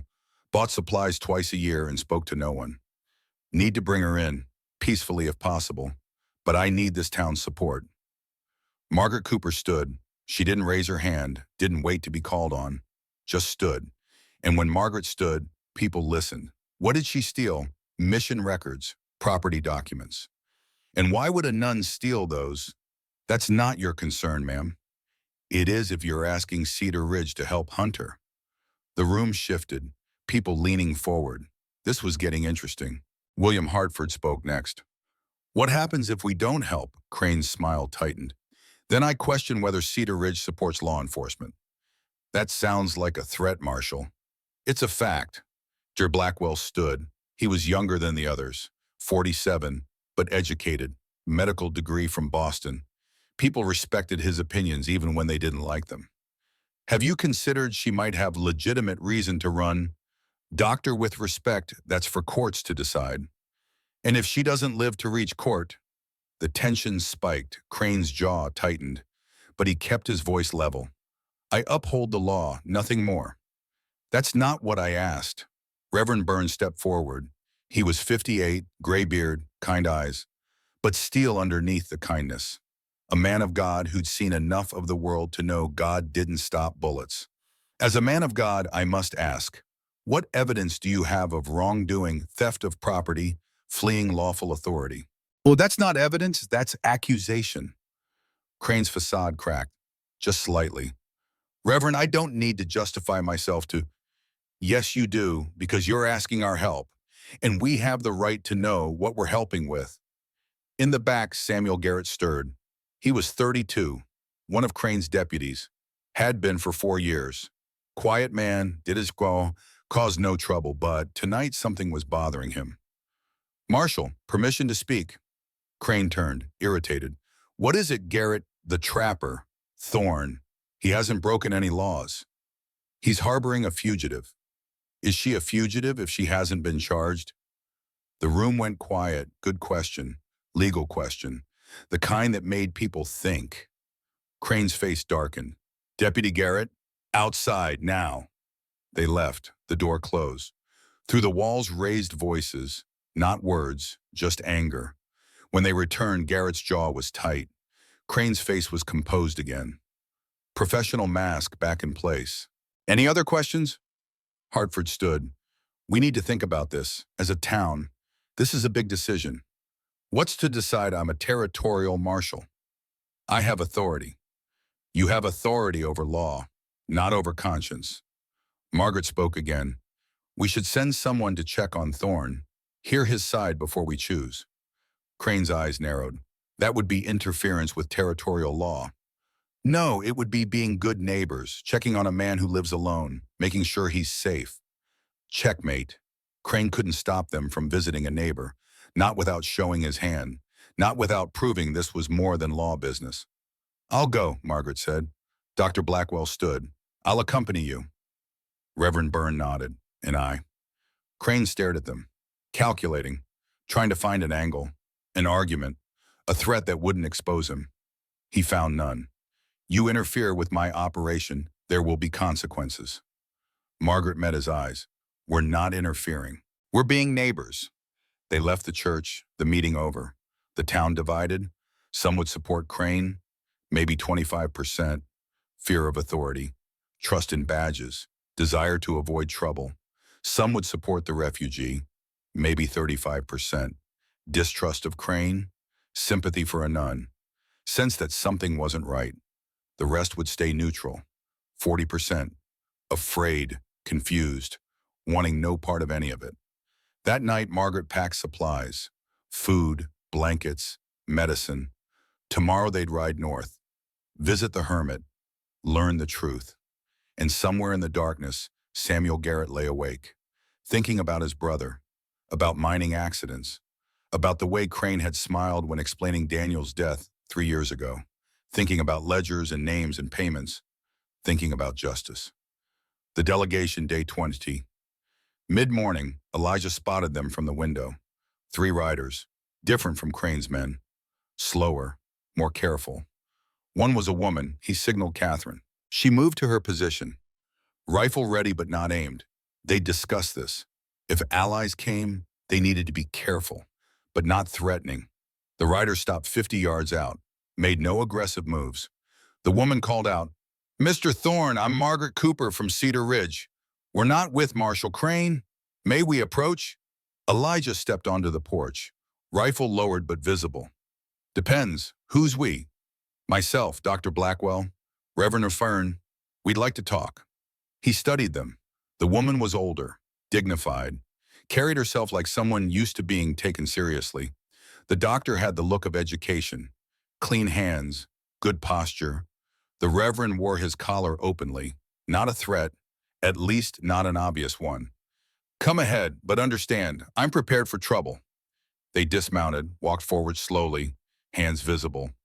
Margaret spoke for the group. We're not trouble. We're neighbors. Crane came to town yesterday, told us about a nun, said she was a fugitive. We wanted to hear your side. Before Elijah could respond, Catherine emerged, still wearing her habit, deliberate choice, visual proof of what she was. Margaret stopped, stared. Sister Catherine. Yes, ma'am. The marshal says you're a thief. The marshal is a liar and a murderer. Silence. Then Margaret smiled, small, grim, satisfied. I was hoping you'd say that. They moved inside. Catherine made coffee. Elijah stayed armed. Trust only went so far. Catherine told the story, Sacred Heart mission, the 3 priests, the poisoning she'd witnessed, the ledger she'd stolen. When she produced it, the room changed. Reverend Byrne took it like it was scripture, opened it carefully, read. His face went gray. Jacob Mitchell, he was my parishioner, died 2 years ago. I buried him. Dr. Blackwell looked over his shoulder. Henry Stone, I treated him. Fever, they said, but the symptoms never fit. I suspected poison. Couldn't prove it. Margaret's hands shook as she turned pages, found what she was looking for, stopped breathing. Thomas Cooper, my husband. Everyone looked at her. 3 years ago, bandit attack, they said. Found him on the road to Denver. Shot 3 times. Her finger pressed against the page, against her husband's name. We owned land along the river. Blackstone wanted it. Thomas refused to sell. 2 weeks later, he was dead. Her voice was steady, but underneath grief and rage mixed together. There, T. Cooper. River land. $400. Reverend Byron closed the ledger gently. How many others in Cedar Ridge know someone on this list? Half the town, probably. We've all had suspicions, strange deaths, convenient accidents, but no proof, just grief, Dr. Blackwell finished, and suspicion people call paranoia. Catherine nodded. That's why I ran. That's why they're hunting me. This ledger proves everything. 18 murders, all for land, all paid for by Blackstone. Margaret looked at Elijah. And you're harboring her. She arrived on a dying horse in the middle of a storm. I gave her shelter. That's all. That's enough. In Crane's eyes, you're an accomplice. Then that's what I am. Margaret studied him, this hermit who'd chosen principle over safety, who'd fortified his cabin, who stood ready to die for a woman he barely knew. We'll help. Elijah blinked. What? We'll help. Reverend Byron rides to Denver, takes the ledger, petitions Judge Thompson. He's honest, can't be bought. If anyone will act on this, it's him. Dr. Blackwell continued, I stay here. Medical support if needed. I can also testify to the poisoning patterns. Margaret finished. I return to Cedar Ridge, organize the town. Hartford will bring men. Set up camp between Crane and this cabin. He'll have to go through townspeople to reach you. Won't look good for a territorial marshal, Reverend Burns said. Attacking civilians to get to refugees. Elijah shook his head. You don't have to do this. You've got families, lives. This isn't your fight.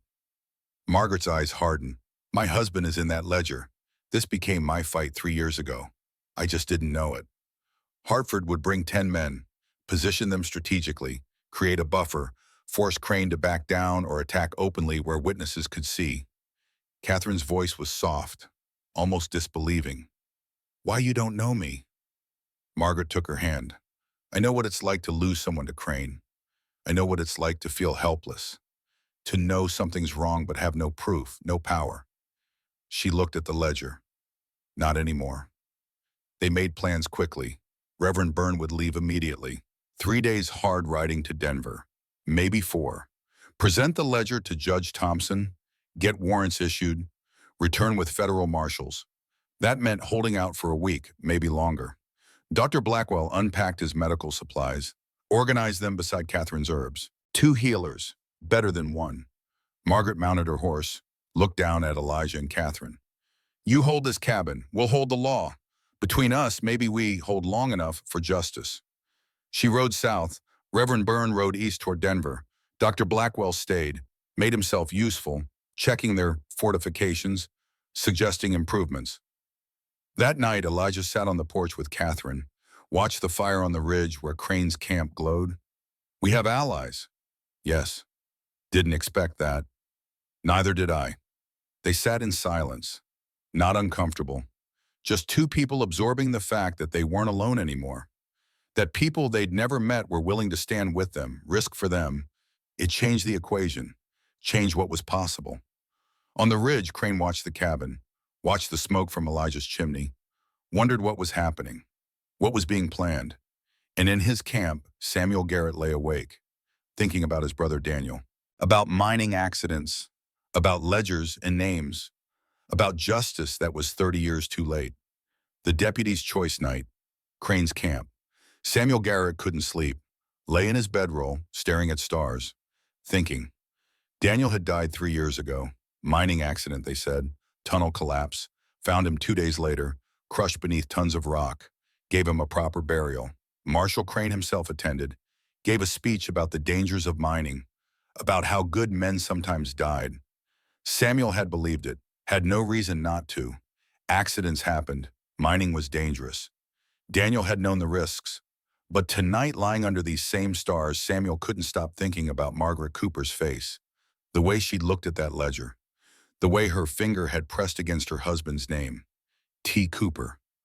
Riverland, $400. What if Daniel was in there too? What if it wasn't an accident from the fire voices? Crane talking to Deputy Carson. Thought everyone was asleep, speaking quietly but not quietly enough. Town's turning against us. Need to move fast. How fast? Tomorrow, take the cabin, kill them both. What about the townspeople camping below? They'll scatter when shooting starts. They're not soldiers. And if they don't, pause, long enough to make Samuel's stomach turn, then they're in the way. Remove them. Samuel's hands clenched. Remove them? Like they were obstacles? Like their lives meant nothing? Just more problems to solve with bullets. He thought about Margaret Cooper, about her boarding house, about the way she'd stood in the church and demanded answers. He thought about Reverend Byrne, about Dr. Blackwell. Good people, innocent people, people who'd chosen to stand up when standing was dangerous, and Crane would remove them. Samuel made his decision. He waited until the camp was quiet, until Carson's breathing deepened into sleep, until Crane was snoring in his tent. Then he stood, moved quietly to his horse, saddled her with hands that knew the work by heart.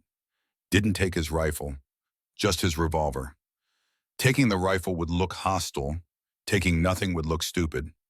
He led the horse away from camp, walked her 50 yards before mounting. Then he rode, down the mountain, through darkness, toward the cabin where a nun and a trapper were preparing for war, where good people were making stands they shouldn't have to make. He reached the cabin at 3 a.m, called out from darkness. "Thorne, don't shoot, Samuel Garrett. Deputy, I'm coming in." Movement inside, windows opening, rifles aimed. He kept his hands visible. High, empty except for reins. Elijah stepped out, armed, suspicious. "This is a trap." "No trap. I'm done with Crane. I need to talk." "Why should I believe you?" Garrett's voice broke, just slightly. "Because my brother's name is probably in that ledger, and I need to know." That changed things. Elijah lowered his rifle fractionally. "Dismount, slow. Keep your hands where I can see them." Garrett obeyed, walked to the cabin. Catherine met him at the door, still in her habit, still holding that damned ledger like it was sacred text. She opened it, flipped pages, found what she was looking for. D. Garrett, mining claim, $350, accident arranged. The words hit like bullets, each one finding target. Daniel, his brother, his only family, dead for $350. Garrett's legs gave out. He sat hard on the floor, not crying, just shaking, like his body was trying to process information his mind couldn't accept. "I helped him. For 3 years, I helped the man who killed my brother." Elijah handed him water. Garrett drank without tasting. "Crane's attacking tomorrow. Dawn. Plans to kill you both. If townspeople interfere, he'll kill them too. Blackstone will back him. Call it justified." Catherine and Elijah exchanged looks. This was intel. Valuable. But was it true? Could they trust a deputy who just discovered his world was built on lies? "Why tell us?" Elijah asked. "Because my brother deserves better than me staying silent. Because those people down there deserve better than getting shot for standing up. Because," he looked at the ledger, at his brother's name, "because someone has to be on the right side, and it sure as hell isn't Crane." Garrett pulled something from his coat. Papers, official looking, folded and worn. Crane's notes, 18 months of plans, names, properties, methods, it's all here. Corroborates the ledger, shows Blackstone's involvement. He handed them to Catherine. "This is proof, not just of the murders, of the conspiracy, of how deep this goes." Elijah studied the deputy, this broken man who'd lost everything in the last 3 hours, who'd chosen to betray his employer, his oath, everything he'd built. "You can stay, help us fight, or you can ride to Denver. Find Reverend Byrne, add your testimony to the ledger." Garrett stood, steadied himself. "I'll fight, owe my brother that much. But if we survive, I'll testify. To everything. Every crime I witnessed. Every report I falsified." He looked at Elijah with dead eyes. "Let me help you now. Let me make one thing right before I die." Outside, dawn was still hours away, but morning was coming, and with it Vernon Crane. 3 people sat in a cabin at the edge of everything, making plans, preparing for war, knowing the odds were poor and the outcome uncertain, but knowing one thing clearly: they would not go quietly. Act 3, the Siege Battle Lines, Day 21. Dawn approached. 3 groups waited for sunrise, each with their own stakes, their own reasons, their own breaking points. At the cabin, Elijah, Catherine, Garrett, Dr. Blackwell. 3 fighters and 1 healer. Elijah knew the land. Catherine was adequate with rifle, good with bow. Garrett knew Crane's tactics. Dr. Blackwell knew how to keep people alive long enough to keep fighting. Lower on the mountain, William Hartford with 10 men, ranchers mostly, farmers, men who could shoot when necessary but weren't soldiers, positioned deliberately. Between Crane and the cabin, human shield, moral barrier, witnesses who would see what happened and remember. On the ridge, Vernon Crane and 4 deputies, professional lawmen, experienced, armed, confident. They had the high ground, had the numbers initially, had the authority of badges and territory, but they no longer had surprise. Crane had watched the townspeople arrive yesterday, watched them make camp, stake their claim. He'd sent a deputy down to order them to move.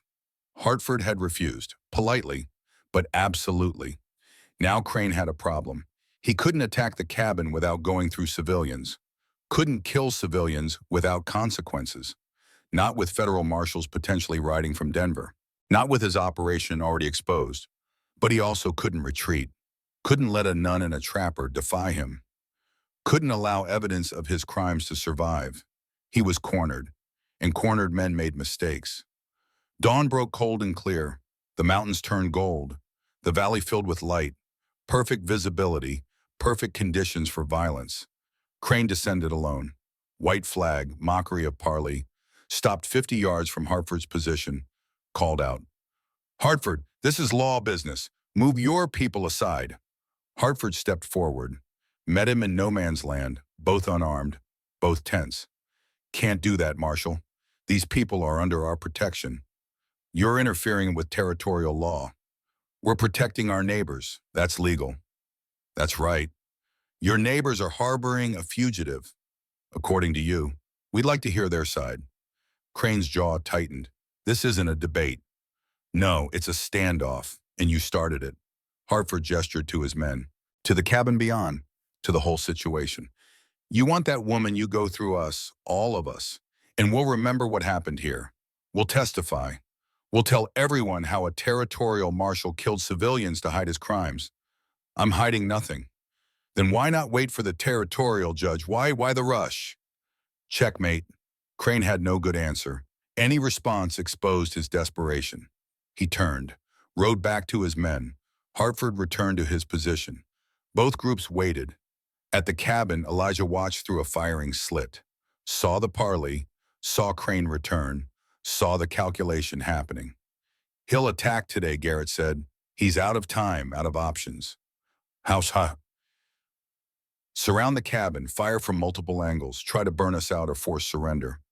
Catherine checked her ammunition, 20 arrows, 40 rifle rounds, enough if they were disciplined, not enough if they weren't. "And the townspeople, he'll try to avoid them, but if they engage—" Garrett's face was grim. "He'll shoot through them." Dr. Blackwell had set up a field hospital in the root cellar. Clean space, supplies organized, water boiled. He was ready for casualties. Hoped there wouldn't be any, expected there would be. Noon, sun high, temperature rising. Crane made his move. He sent 1 deputy down to the cabin, single rider, unarmed, calling out, "Thorne Marshall wants to parley." Elijah stepped onto the porch, rifle ready. "Tell him to come alone, no weapons." The deputy returned, reported. Minutes later, Crane descended. He stopped 20 yards out, close enough to talk, too far to rush.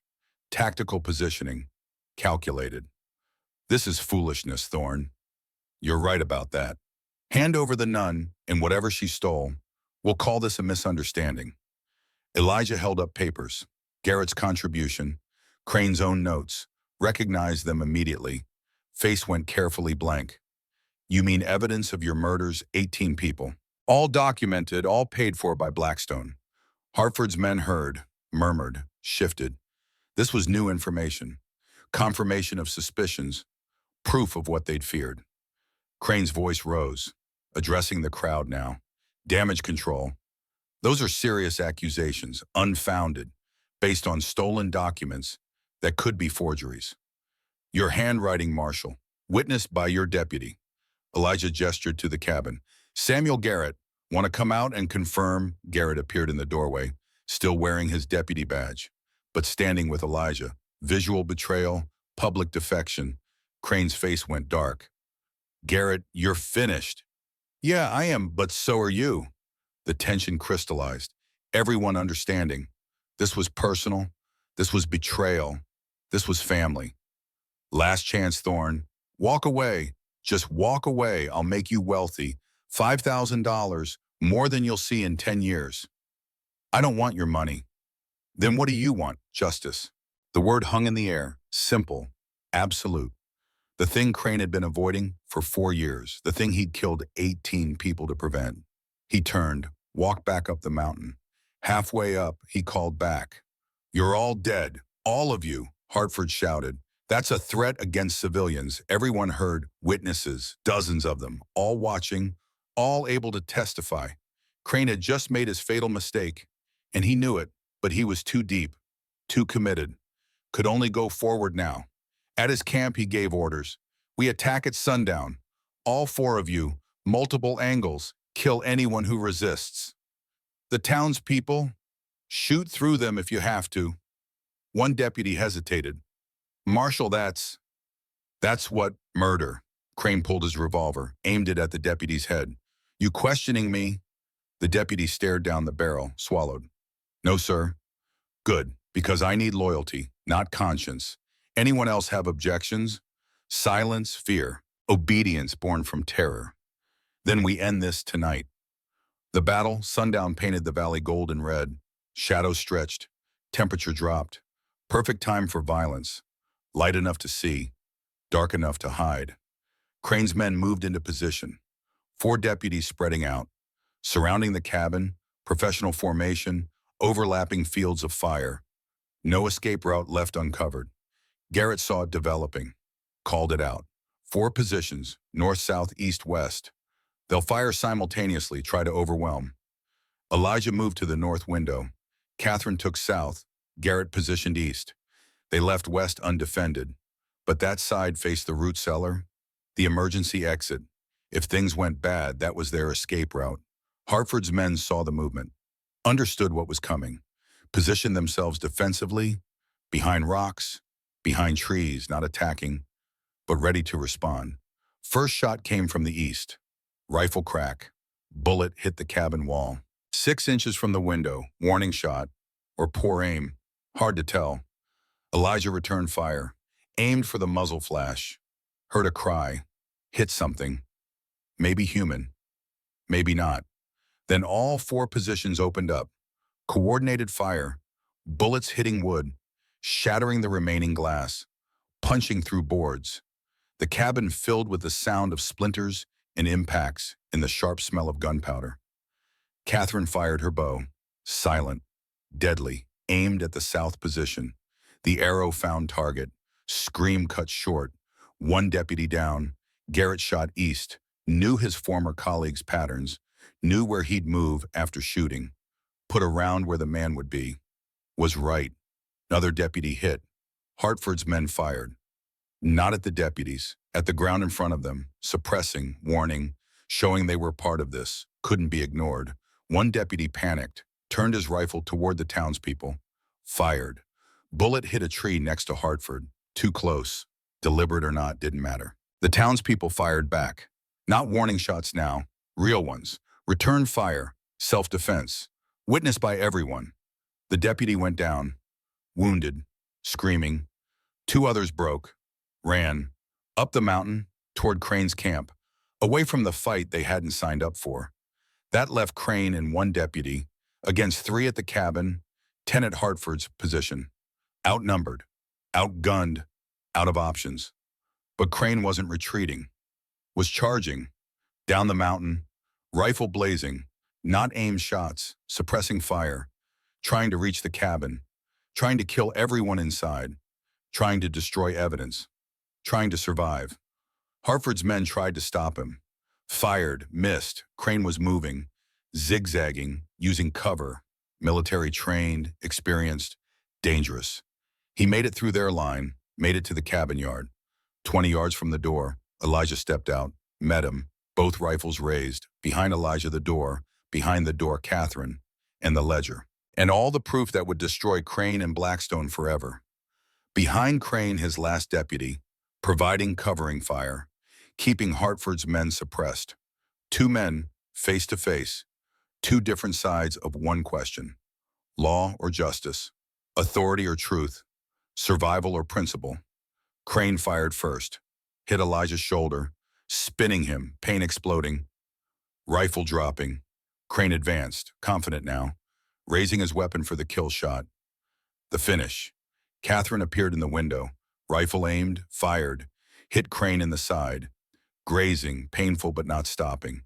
He turned toward her, raised his rifle, would kill her first, then Elijah, then burn the cabin, destroy everything. Garrett's voice.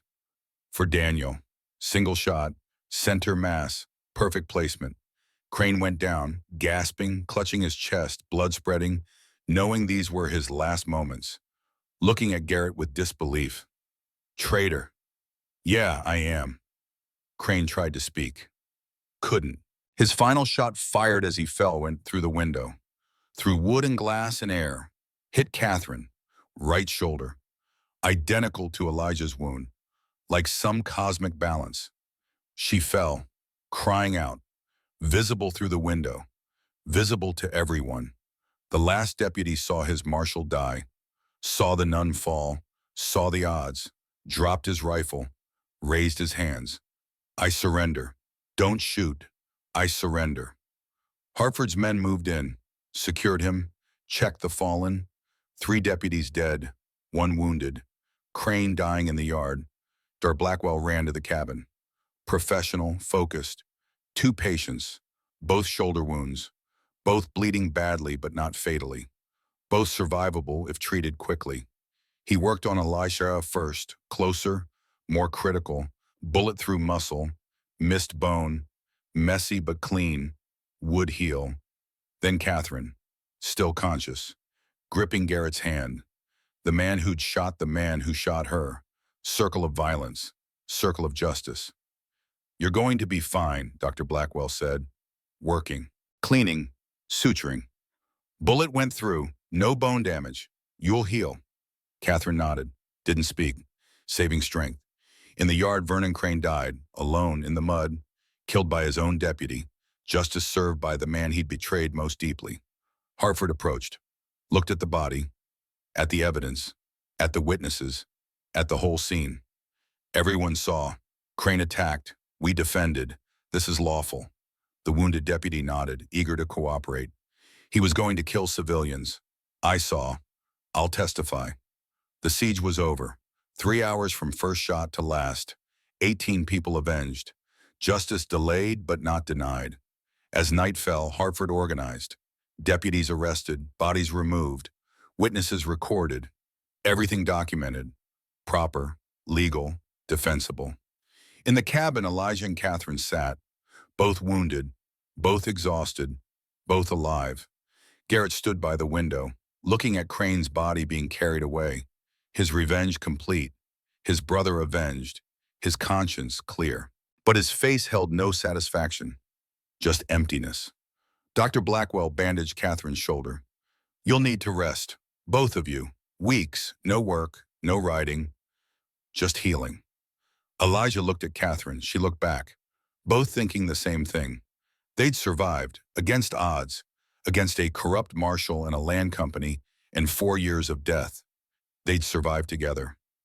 Outside, Hartford's men made camp, would stay until Judge Thompson arrived, until federal marshals came, until this was officially over. But in that cabin with 2 people wounded and alive, it already felt over. Felt like the hard part was done. The fighting finished.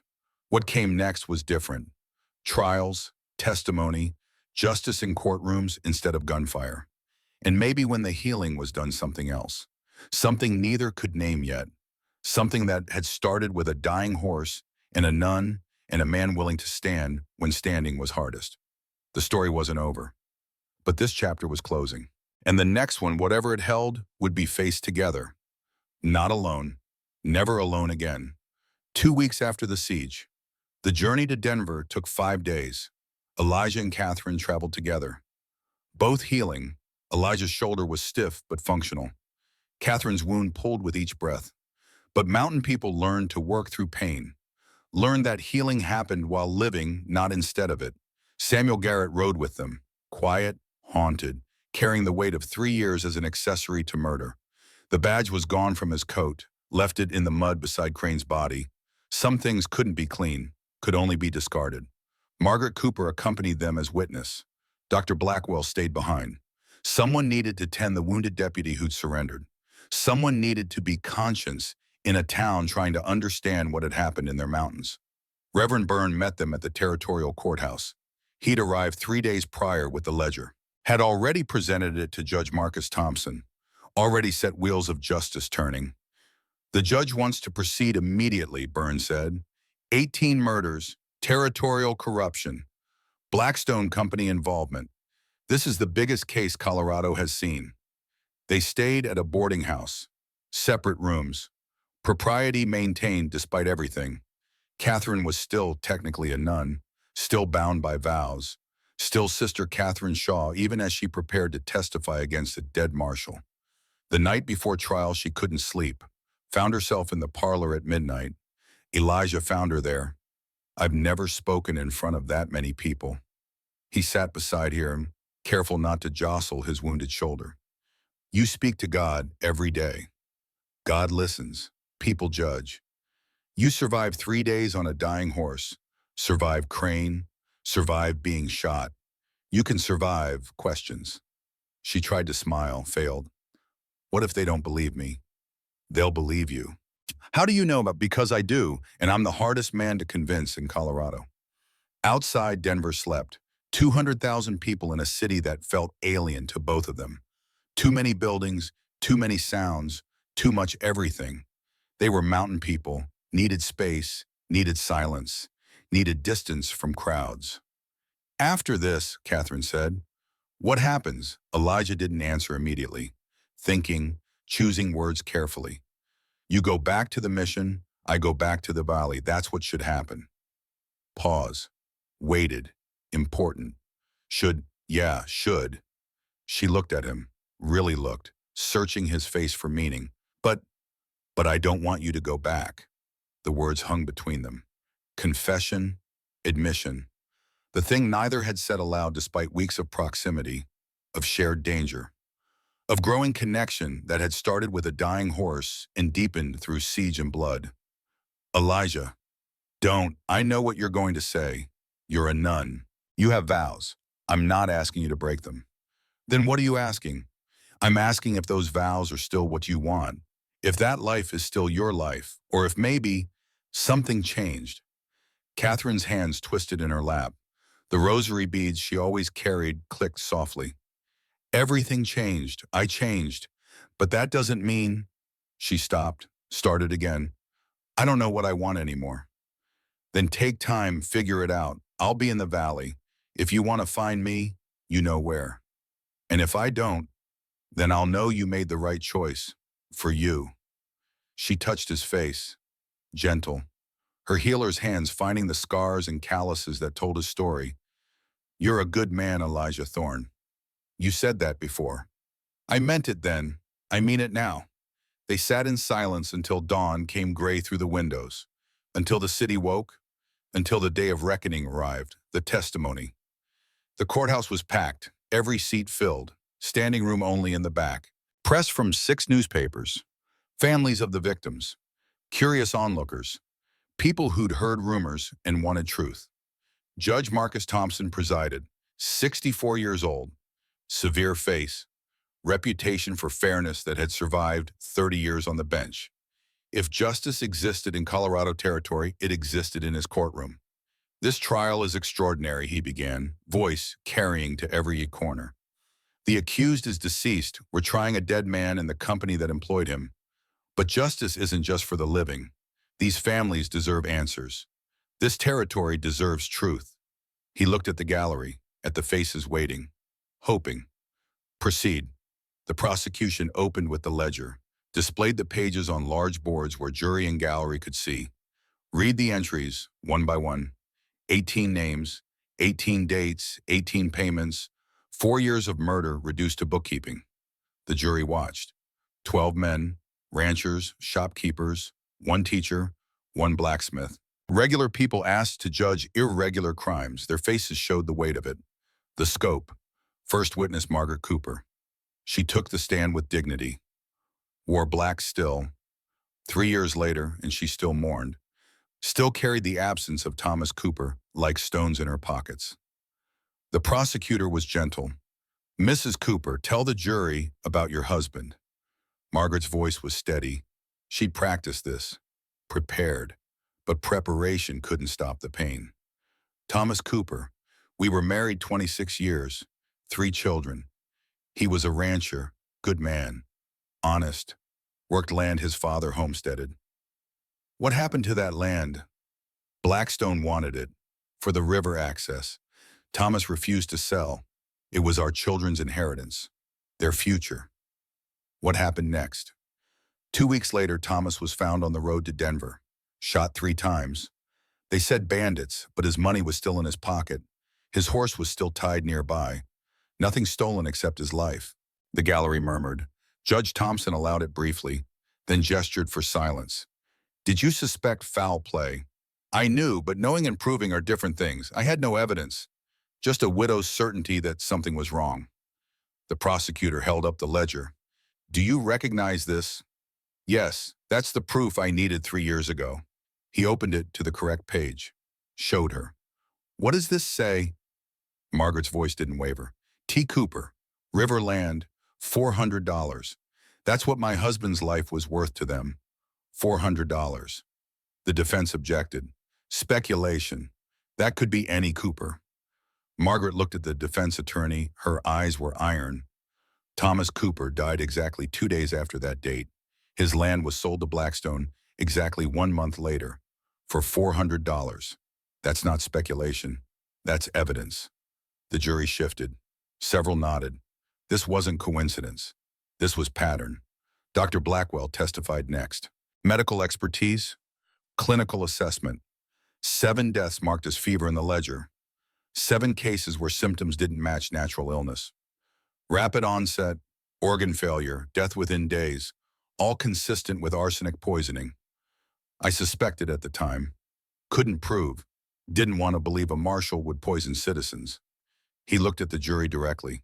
I was wrong. I should have pushed harder. Should have demanded autopsies. 7 people might still be alive if I'd been braver 3 years ago. The defense tried to shake him. Could have been coincidence. Bad water. Contaminated food. Dr. Blackwell's response was measured. Professional. Devastating. Possible. But 7 cases in 4 years, all landowners refusing Blackstone, all dying right before property transfers.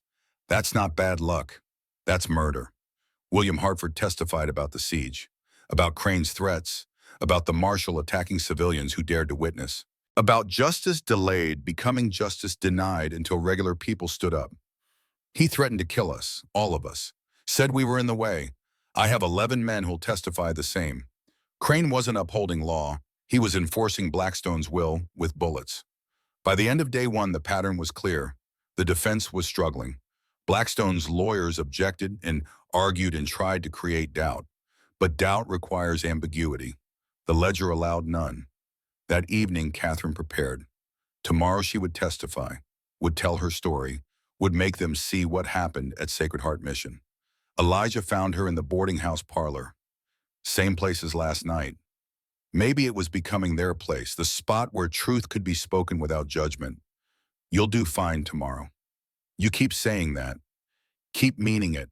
She looked at the ceiling. I keep thinking about Father Superior, about the other priests, about how they trusted Crane because he wore a badge, because they thought law meant justice. Sometimes it does. Not often enough. Elijah sat beside her, close but not touching, respecting boundaries that were becoming less clear every day. Tell them what you saw, that's all. Tell them truth and let truth do the work. Truth got 18 people killed. No, greed killed them. You're just the one brave enough to carry proof.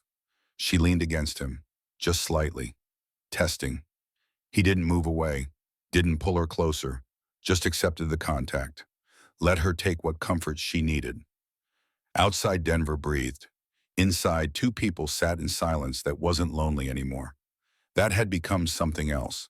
Something neither could name, but both understood.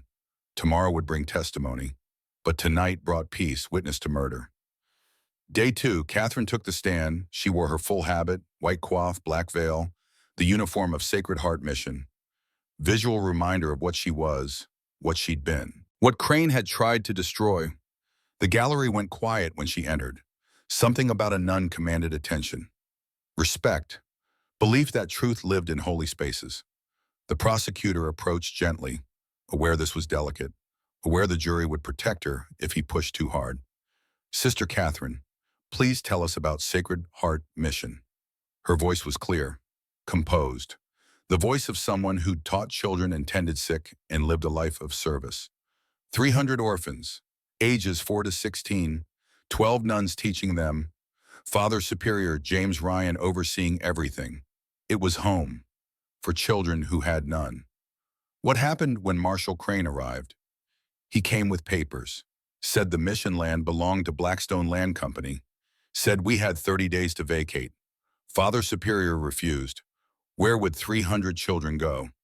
What happened next? Catherine's hands tightened on the rail. Barely, but enough to show this cost her something. Father Superior petitioned the territorial governor, requested hearing. 2 days before that hearing, he was found dead. Fever, they said. Did you believe that? No. Why not? Because I saw what killed him. The courtroom leaned forward. This was it. Eyewitness testimony, the thing that turned suspicion into certainty. Tell us what you saw. Catherine described it, clinical, detailed.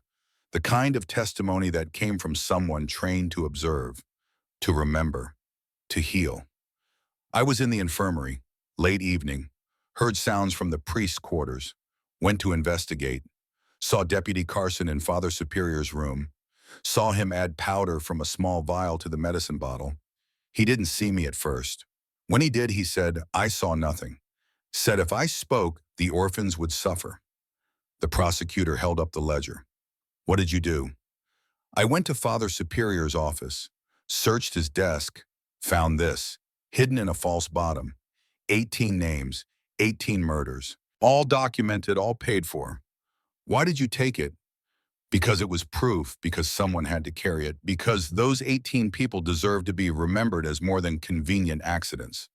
The defense rose for cross-examination. The lawyer was careful. Attacking a nun in full habit was dangerous. But he had to try. Sister Catherine, you admit you stole that ledger. I took evidence of crimes. That's theft. That's survival. You fled lawful authority. I fled a murderer who wore a badge. The lawyer shifted tactics. You caused those deputies' deaths at the siege. Catherine's eyes hardened. Marshall Crane caused them by sending men to murder witnesses, by attacking civilians, by choosing bullets over truth. You could have surrendered, prevented bloodshed. I could have died, and these 18 families would have no justice. The orphans would have no home. Blackstone would still be killing anyone who stood in their way. She leaned forward slightly. Not aggressive, but absolutely certain. I took vows to protect the innocent, to heal the sick, to serve God. I kept those vows, every single one, even when keeping them meant running, even when keeping them meant fighting. The gallery erupted, applause, shouts of support. Judge Thompson banged his gavel. Order, order. But even he seemed moved. The defense sat down. No more questions. Some witnesses couldn't be broken. Elijah testified next. Mountain man out of his element. Uncomfortable in this formal space, but honest, direct. The kind of testimony that came from someone who didn't know how to lie. He described the storm, the dying horse, Catherine's arrival, the burial that had changed everything. Why did you help her? Elijah thought about that. About 5 years of isolation. About silence that had been both prison and protection. About a woman who'd sat beside a grave all night and broken through all of it because she buried a horse. Took hours, did it right. Anyone who does that is worth standing with. The defense tried to shake him. You harbored a fugitive. I sheltered someone who arrived dying on my doorstep. That's called being human. You could have turned her over to authorities. The authorities were trying to kill her. You resisted a territorial marshal. I defended my home against someone who threatened to murder me whether I helped her or not. My name was in that ledger. I was already marked for death. She just gave me a reason to fight instead of waiting. The defense had no response to that. Elijah's logic was simple, unassailable. He'd been targeted. He'd defended himself. Everything else was consequence. Samuel Garrett testified last. The most damaging witness, the insider who'd turned. He looked older than his 32 years. Grief and guilt had carved lines in his face. But his voice was steady. He'd made his choice. Would live with it or die from it. Either way, he'd tell truth. I was Crane's deputy for 4 years, followed orders, didn't question, helped falsify reports, helped stage accidents, helped cover murders. He paused, looked at the gallery, at the families, at the faces of people who'd lost loved ones to the crimes he'd enabled, including my brothers. He showed them Daniel's entry. Mining accident, arranged, $350. His voice broke, but he continued. I helped write the report, said it was equipment failure, said Daniel died because of bad luck. It was murder, and I helped hide it. The defense tried to destroy him, called him traitor, turncoat, liar seeking immunity. But Garrett's confession was too complete, too self-condemning. No one confessed to accessory to murder unless it was true. I can't undo what I did, can't bring back Daniel or any of the others. But I can tell the truth now. Crane was a paid killer, worked for Blackstone. 18 people died, maybe more, all for land. All for money, all because we followed orders without asking if those orders were right. He looked at the jury. Don't make my mistake. Don't believe authority means righteousness. Question, always question, especially when questioning is hardest. The prosecution rested. The defense called no witnesses. What could they say? The evidence was overwhelming, the testimony consistent, the pattern undeniable. Closing arguments were brief. The prosecutor simply held up the ledger, held up Garrett's papers, held up the weight of 18 deaths. Justice delayed is not justice denied. Vernon Crane can't stand trial, but his crimes can be judged. Blackstone Company can be held accountable, and these families can finally know. Their loved ones didn't die from bad luck, didn't die from accidents, died because good land was worth more than good people. To some, not to us, not anymore. The defense argued reasonable doubt, circumstantial evidence, possibility of coincidence, but their hearts weren't in it. Too much proof, too many witnesses, too much truth. The jury deliberated 2 hours, came back somber. The foreman stood, older rancher, weathered face, eyes that had seen hard things. We find that Vernon Crane committed murder 18 times. We find that Blackstone Land Company conspired in these crimes. We find that justice demands accountability. Judge Thompson nodded. The findings are entered. Vernon Crane is guilty, in absentia. His legacy is murderer. His name is Stain. Blackstone Land Company is fined $500,000. All properties acquired through fraud or murder are returned to original families. The company is dissolved. Assets seized for victim compensation. The gallery erupted. Cheers, sobs, relief, grief, all mixed together in waves of sound that washed over the courtroom. Margaret Cooper cried, not sad tears, release, vindication, 3 years of knowing without proving, now proven, now real. Catherine's eyes closed. Gratitude, exhaustion. Justice was heavy, even when it was right. Elijah felt something loosen in his chest, something that had been tight for 5 years.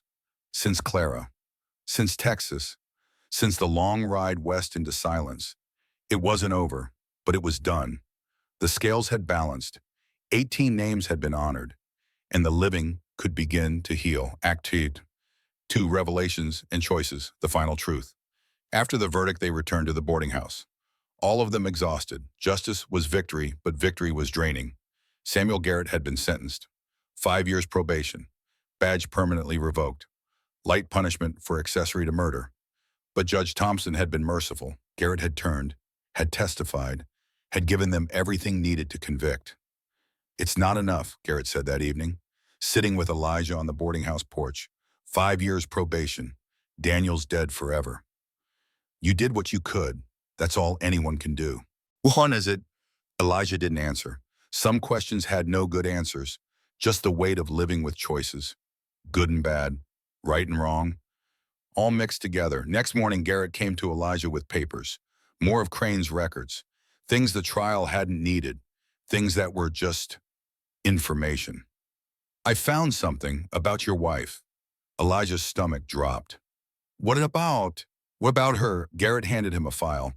Old, from 5 years ago, Texas territory, property acquisition, E. Thorne Ranch, target identified, method recommended, and there in Crane's handwriting, C. Thorne, fever arranged, $400.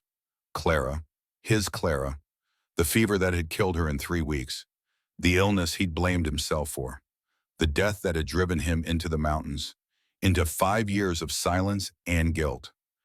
It was murder. The room spun. Elijah sat down hard, stared at the paper, at his wife's name, at the casual notation of her death, like she was just another obstacle to be removed. "Crane poisoned her medicine," Garrett said quietly. "Blackstone wanted your ranch. You wouldn't sell, so they took it anyway. After she died, you sold for nothing, left Texas, exactly what they wanted." Elijah couldn't speak, couldn't breathe. 5 years. 5 years thinking he'd killed her through negligence, through not getting better doctors, through not praying hard enough, through not loving her enough, and it was murder all along. Catherine found him an hour later, still sitting, still staring, still processing.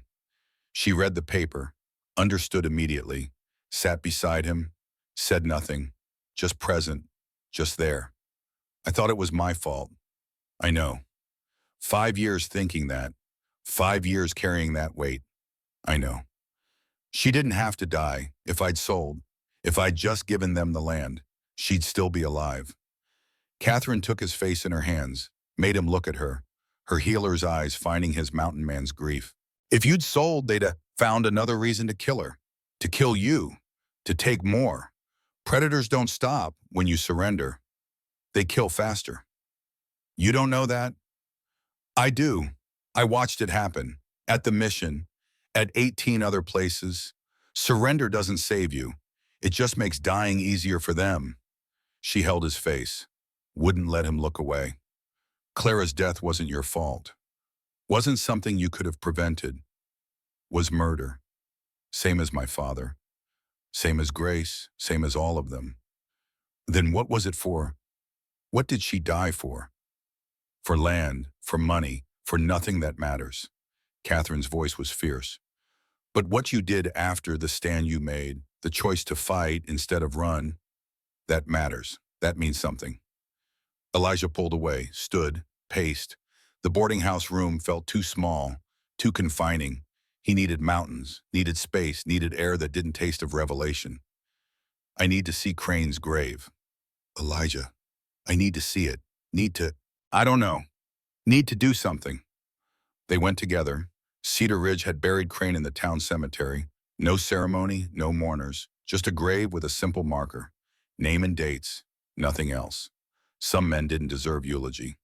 Elijah stood at the grave, Catherine beside him, long minutes passing, wind moving through the grass, clouds overhead, the world continuing despite everything. Finally, Elijah spoke.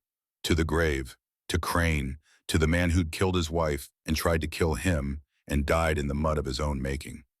"You took her, took 5 years of my life, made me think I was guilty, made me run, made me hide." Pause, breath, control. "But you didn't win, because I found something, someone, and I'm not running anymore, not guilty anymore, just Done with you. He turned to Catherine. I'm done with him, with all of it, with the past. Are you getting there? They walked back to town. Elijah's hand found hers, held it. First time. Simple contact, but enormous. Mountain man who hadn't touched anyone in 5 years. None who'd taken vows of chastity. Both reaching, both holding, both choosing. What happens now, Catherine asked. You decide about the vows. I go back to the valley. We figure out what we want. And if what we want is impossible, then we find new wants or make impossible work. She smiled, small, real. That's not very practical. No, but it's honest. They reached the boarding house, stood on the porch, still holding hands, still navigating what this meant, what it could mean, what they wanted it to mean. I'll write to the Mother Superior, Catherine said. Request release from vows. Takes 6 months, maybe longer. You're sure? No, but I'm sure I can't go back. That life was right once, isn't anymore. I changed. You changed me. Grace changed me. All of this changed me. And if you regret it, then I regret it. But at least I chose, at least I tried. Elijah nodded, understood that. Respected it. 6 months, while you're waiting. You come back to the valley. Separate lives, proper distance. While I work it out. While we both work it out. Yes. They stood in comfortable silence, the kind that didn't need filling, the kind that had started with a dying horse and grown through siege and testimony and revelation, the kind that might become something more, if given time, if given space, if given permission to grow. Calm. 3. Building tomorrow, seasons of change. They returned to the valley in late winter. Snow covered everything. The cabin looked small, peaceful. The siege marks were still visible. Bullet holes, burned barn, patches where things had been broken and repaired, scars that told stories. Catherine stayed in the rebuilt barn, separate space, proper distance, working through what she wanted, who she was becoming, what life looked like after vows. The letter to Mother Superior was sent. Request for release. Canonical process that took 6 months minimum, sometimes longer, depending on the bishop, on circumstances, on 100 factors neither could control. So they waited, and while waiting, they lived. Spring came, the snow melted, the creek ran high. Elijah returned to his trap lines. Season was mostly lost, but some late pelts remained. Some income salvaged from the wreckage. Catherine established a practice. Word spread. The nun who'd fought a marshal, the healer who knew herbs and surgery. People came from Cedar Ridge, from other valleys, broken bones, fevers, births. She treated everyone, charged those who could pay, treated free those who couldn't. They fell into rhythm, morning trap checks together. She was competent now, could reset traps, could skin pelts adequately. Not expert, but capable. Afternoons separate, her with patience, him with cabin repairs, rebuilding what the siege had destroyed, making things whole again. Evenings together, meals, conversation. The slow building of partnership that happened when two people worked toward common goals, common survival, common future. They didn't talk about what happened after 6 months, didn't plan beyond the day, just lived, just existed, just allowed whatever was growing between them to grow without forcing, without naming, without demanding it be more than it was ready to be. One evening, sitting on the porch watching Grace's grave where wildflowers had started to bloom, Catherine asked about his dreams. I don't dream much. Everyone dreams. Then I don't remember them. She smiled. Convenient. Maybe. Pause. Comfortable silence. Then Elijah spoke. I dreamed once, after Clara died. Dreamed about building something, a family, a life. Children who'd grow up knowing both parents. Who'd learn the mountains, learn strength, learn that standing for things mattered. That's a good dream. Was, then it died with her. Put it away, stopped dreaming. Figured that part of life was done. Catherine waited, knowing there was more. But lately, since you came, since everything, been thinking about it again. that dream or something like it. And and I don't know, dreams are dangerous. Get attached to them. They disappoint. They die. Hurt more than not having them. Catherine's hand found his, held it. This was becoming normal, natural. Touch that spoke what words couldn't. Then don't dream alone. Dream with someone. Share the weight. Share the hope. He looked at her. This woman who had arrived dying and become essential, who'd fit into his life like she'd always been there, who'd made silence into partnership and isolation into community. Is that what we're doing, dreaming together? I think so, if you want. I want. Summer brought the letter. Official seal, heavy paper. Catherine held it like it might explode, might contain rejection, might contain impossible conditions. She opened it with shaking hands. Read. Tears started. Relief, joy, something else. They granted it. Release from vows. 6 months is complete. I'm no longer Sister Catherine Shaw, just Catherine Shaw. Elijah stood, uncertain. How do you feel? Free and terrified. That's normal. Is it for anything worth doing? She laughed, through tears, through Jamie's way, through the overwhelming weight of choice and consequence and possibility. That evening, Elijah asked the question he'd been holding for months. Catherine Shaw, will you marry me? Not eloquent, not romantic, just simple, direct, the way mountain men ask questions. Without poetry, with only truth. She looked at him. This man who'd given shelter when she was dying, who'd stood beside her through siege and trial, who'd waited while she figured out who she was becoming, who'd offered partnership without demanding, who'd dreamed with her instead of at her. Yes. One word. Simple. Absolute. Everything. One condition, she added. What's that? We do it at Grace's grave. She brought us together. She should be part of it. Elijah nodded. Right. Proper. Honoring the sacrifice that had started everything. 3 weeks later, they married. Small ceremony, Reverend Byrne officiating, Margaret and Hartford as witnesses, 20 townspeople who'd stood with them, who'd chosen principle over safety, who'd earned the right to celebrate. Catherine wore a simple dress, no veil, no white, just clean fabric and wildflowers in her hair. Mountain wedding. Practical, beautiful. Elijah wore his best shirt, had scrubbed until his hands were raw, looked uncomfortable but determined, like a man facing something more terrifying than bullets. At Grace's grave, Reverend Byrne spoke about sacrifice, about loyalty, about how the mayor had carried hope through darkness, about how sometimes the smallest acts of courage created the largest changes. Simple vows, traditional words, spoken with meaning that transcended formula. Rings made from silver Elijah had traded pelts for. Simple bands, no decoration, just promise. Margaret toasted them. To survival, to justice, to new beginnings. You fought for what matters. That's everything. They spent their wedding night in the cabin.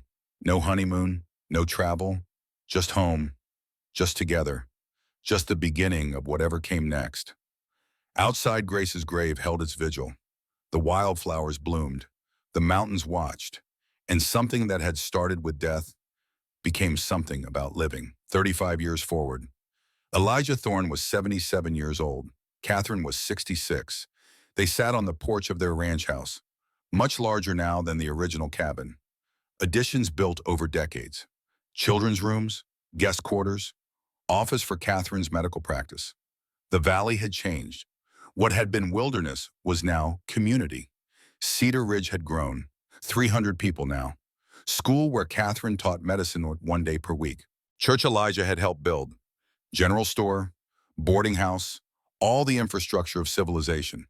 But the mountains remained, unchanged, eternal, reminding them where they'd come from, what they'd survived, what they'd built.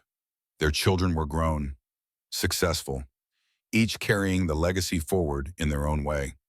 Grace Margaret Thorne Hartford, 35 years old, named for the horse and the woman who'd stood with them.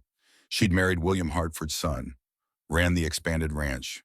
600 acres now, employed 20 people, provided jobs for the valley. Daniel Samuel Thorne, 32, named for Samuel Garrett's brother and for Garrett himself, who'd found redemption through testimony. Daniel was a territorial judge now, youngest ever appointed, carried on the work of justice his parents had started. Clara Joy Thorne, 29, named for Elijah's first wife and for the emotion of second chances. She was a doctor, first woman doctor in the territory. Practiced in Denver, but visited often. Taught at Catherine's clinic.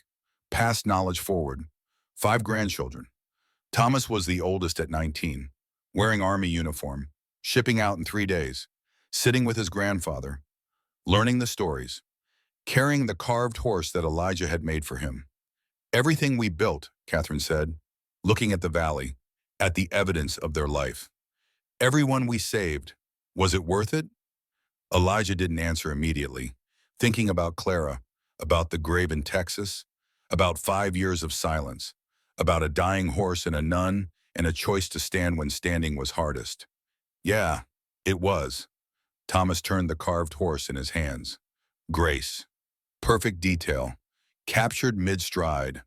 Forever running. Forever carrying hope forward. Grandpa, what made the difference between you and Crane? Elijah thought about that. About power and principle. About taking and giving. About 18 murders and 1 stand that had ended them. He thought power came from taking. We learned it comes from giving. Catherine added her wisdom. He died alone, hated. We lived, surrounded by people we fought for, by children who know their grandparents stood for something. That's not justice, Elijah said. That's mercy, and mercy's harder to earn. Thomas absorbed this, filed it away, preparing for whatever waited in Europe, in war, in the chaos of 1920. Will you be okay while I'm gone? Elijah smiled. We survived Crane. We'll survive missing you, but you come home. You hear me? Yes, sir. No heroics, no unnecessary risks. You do your duty, you survive, you come home because we need you. This valley needs you, future needs you. Thomas nodded, understanding. This wasn't just grandparent concern. This was legacy, responsibility, the weight of everything they'd built being passed forward. Morning came. Thomas in uniform, pack ready, horse saddled. The whole valley came to see him off. 3 generations of people who'd grown up in the shadow of the stories, who knew about Grace and Crane and the siege and the trial, who understood that their lives existed because 2 people had stood. Elijah handed Thomas the carved horse. She carried your grandmother to safety. Now she'll carry you. I'll bring her back. I know you will. You're a thorn. We always come home. Catherine embraced him, didn't cry. Mountain strength. Remember what we taught you. Courage isn't about fighting. It's about knowing when fighting is the only choice left. And if it is, Elijah's voice was firm, then you fight with everything you have, and you serve, and you come home. Thomas mounted, looked back at his grandparents, at the ranch house, at Grace's grave where monuments stood with plaque, at the valley that had been wilderness and was now home. He rode east, toward trains and ships and war, carrying a carved horse and lessons learned and the weight of legacy. Elijah and Catherine watched him go, standing together, as they'd stood for 35 years, as they'd stood through siege and trial and building and life. Think he'll be okay, Catherine asked. He's a thorn. He'll be more than okay. Behind them the valley stretched. Gardens, buildings, cattle, horses, all the evidence of lives well lived, of choices made right, of standing when standing mattered. And at the center, Grace's grave, monument now, white stone with plaque, words carved deep. Here lies Grace who carried hope through darkness, below 18 names, Crane's victims, remembered, honored, never forgotten, in memory, in justice, in hope. The sun climbed, another day beginning, another day survived. Another day added to the 35 years they'd stolen from death and darkness, and a man who thought power came from taking. They'd learned different. They'd lived different, and they'd taught different. That was legacy. That was justice. That was mercy. Elijah took Catherine's hand. After 35 years still reaching, still holding, still choosing. Not bad for a nun and a hermit, she smiled. Not bad at all.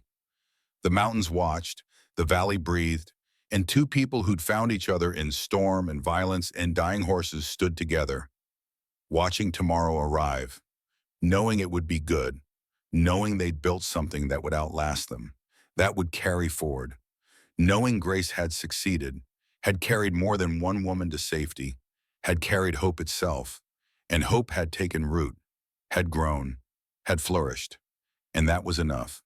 More than enough, everything. The story was complete, the circle closed, the legacy secure. And in the mountains of Colorado, where a hermit had once lived in silence and a nun had once arrived dying, life continued. Abundant, purposeful, true the way it was always meant to be.